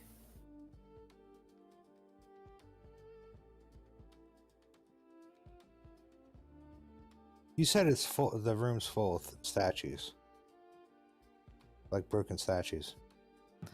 Yeah, Any of they them were like look like praying or Oleg? something, right? Make a perception check. I'm sorry, make an instinct roll to I knew perceive. what you meant. One of these times. One of these times. We're halfway through. You'll get it by the end I of, know, right? of this mini series. I think I've gotten it wrong more today than any other time. True. So do I still need to roll to get rid of that fear thing? I can't remember. You're gonna love this. No, I think it died with the Gobstopper. Yeah. I think the only thing that didn't specifically say that it died with the Gobstopper was Hal's thing that he already got rid of. So 20 with fear. 20 with fear. Boop. No. As you look through, you see most of these broken figures seem like noble elves. People who would probably live in the palace. You see a lot of what you assume are like maybe servants, guards. You see plenty of guards. Those who were kneeling at the dais seemed like they were maybe lesser nobles. Those around the perimeter seemed like they were guards. Most of them are shattered at this point. You can't really see the posturing, but you can make out some of the detail work of the clothes. So translated to orc, nobles and guards. I want to be able to tell lesser noble to higher noble.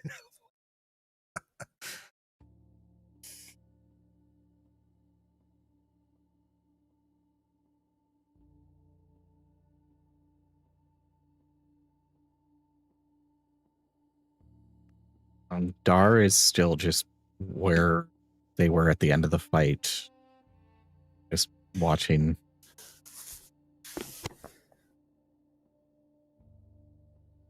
kind of by the entrance there. Throg will We have- go to Hal. What should we do now? I mean, we got Elm back and Echo saved them. Where is Oleg? What's that now? But we have to go deeper. I don't think Echo's going to be able to lead us right now. He's kind of upset. You want to try to figure out where deep it is?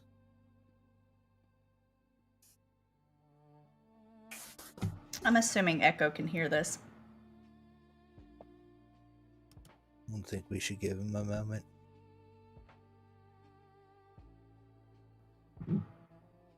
Yeah, we can take some time.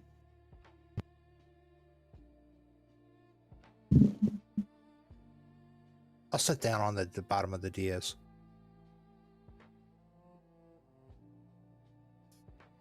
As you sit and wait,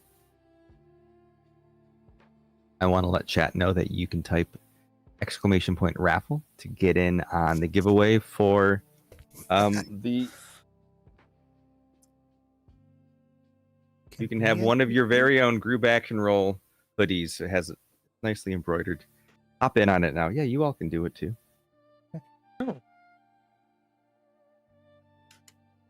Really? Yeah. Not you. Just no. I'm kidding. We're gonna let it run for a bit as we start to wind the session down and end it. Are we spelling raffle right?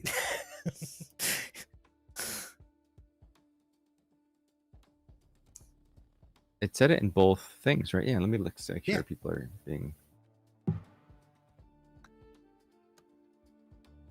Yeah, Streamlabs, roll, use raffle. How long is a short rest? Like, it'd be up to like 2 hours. Roll on the floor. What? Raffle. Raffle? Raffle.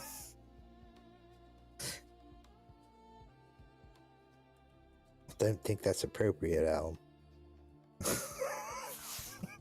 I'm just gonna do this the old-fashioned way then. I'm just curling up here in the corner. I'll be okay in a little bit.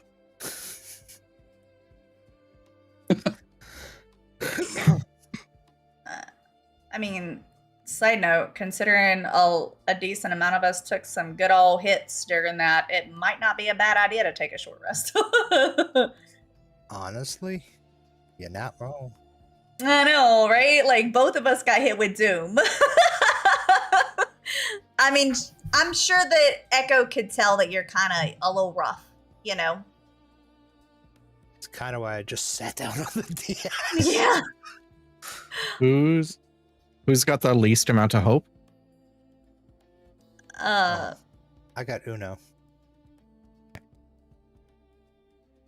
I will finally start approaching the group, and I'm going to use my Hearthborn community as a close knit to once per long rest. I can spend any number of hope to give an ally the same number of hope. So, Throg, I will give you 2. Oh, thank you.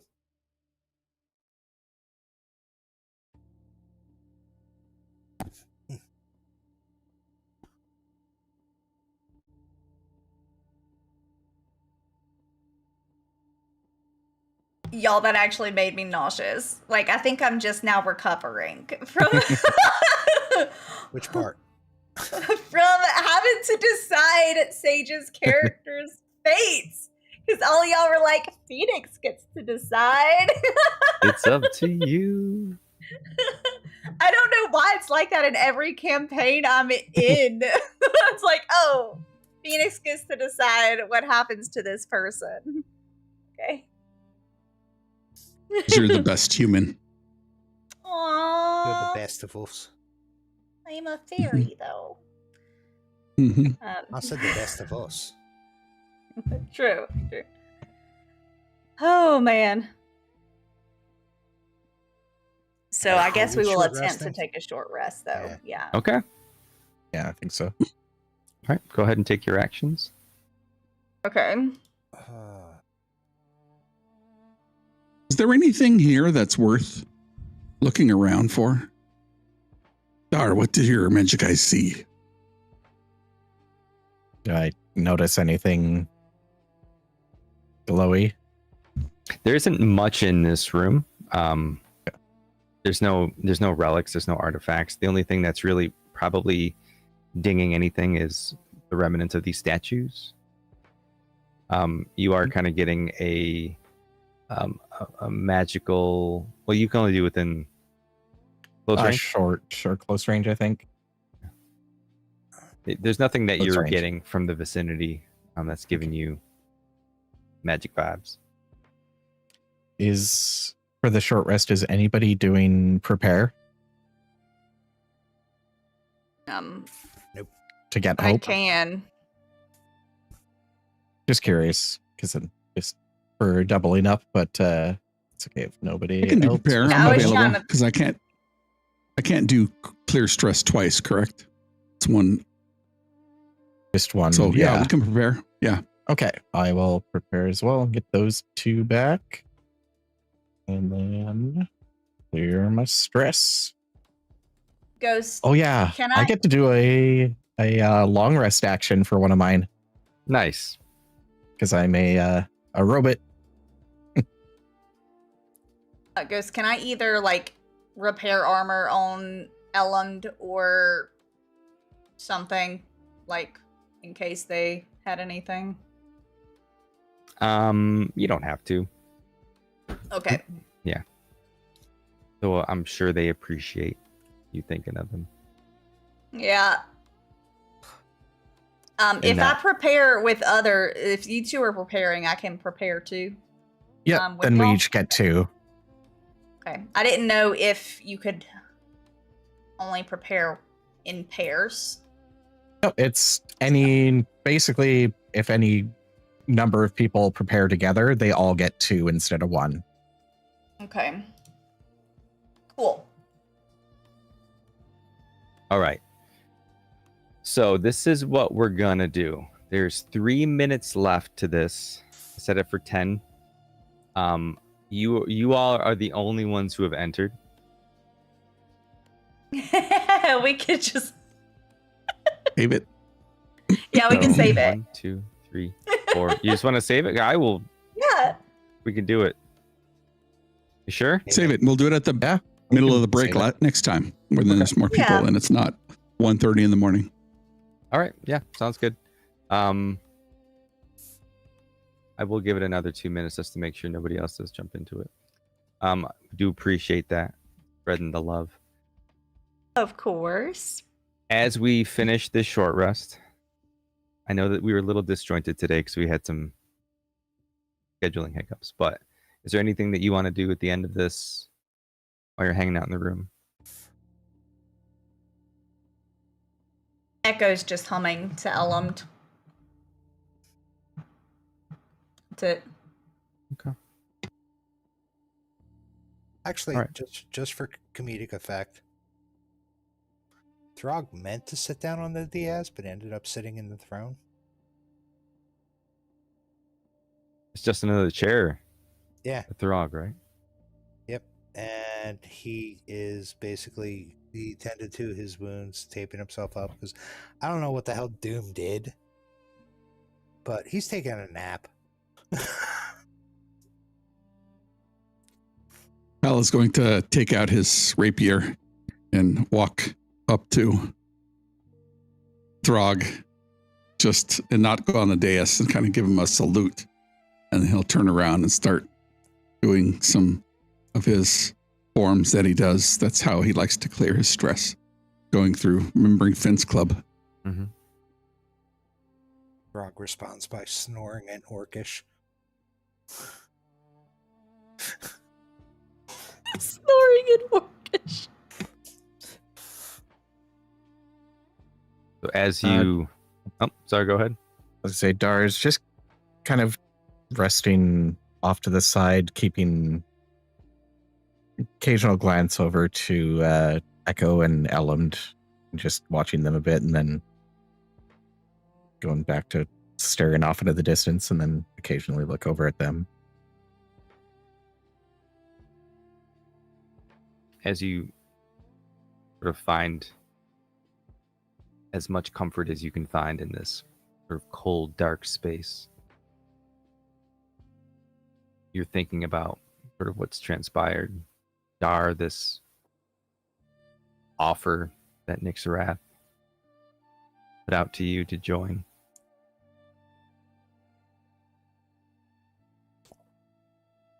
Thinking about your friend, Oleg, who just like up and disappeared. Your friend Elland, who was taken in the middle of the night.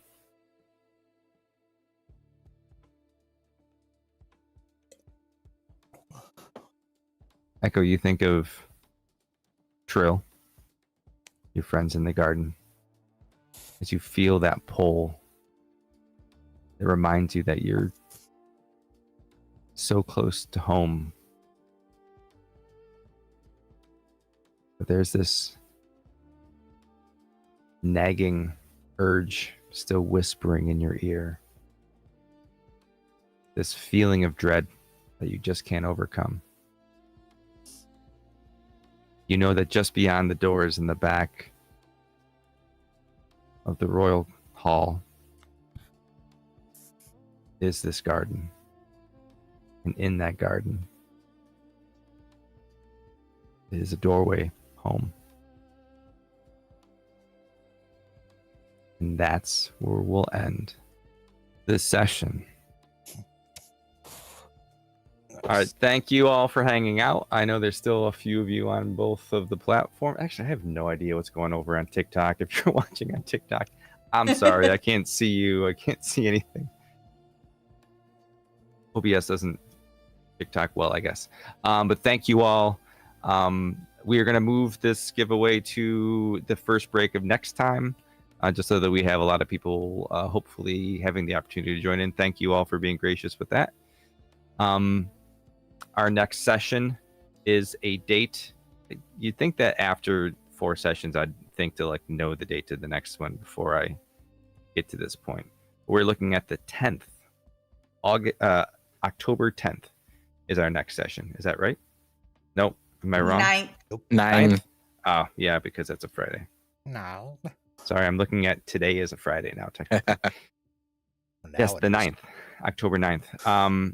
You can also join us for the Shattered God one-shot, The Watchfires of Carvos Keep. That's Saturday. What's that?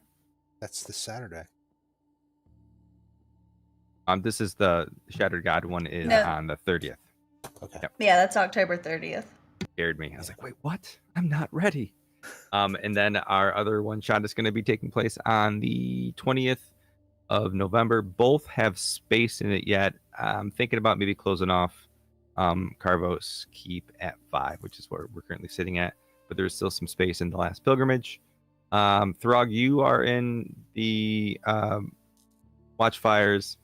Echo, you are in Pilgrim, I believe, right? Yes. Yep.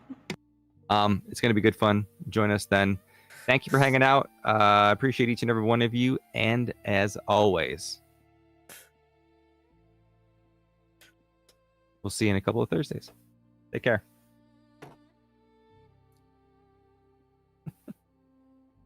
I'm going to play the intro one more time. Here we go.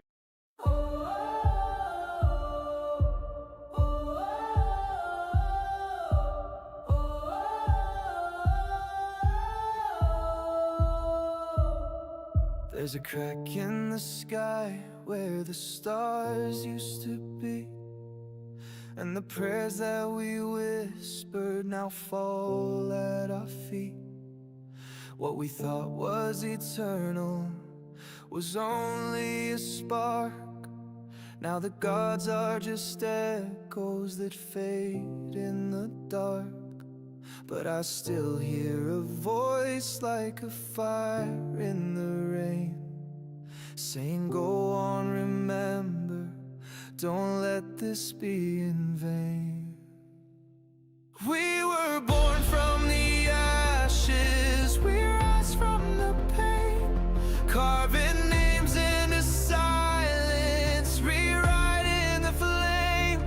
If the heavens are breaking, then we'll stand where they fell. We are more than their echoes. We are the story we tell.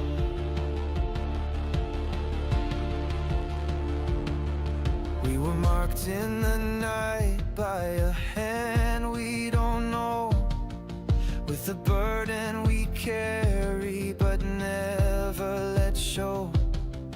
Every step is a secret, each choice is a threat. Will we fight for the fallen or crown gods instead? And it's more than a fate, it's a promise we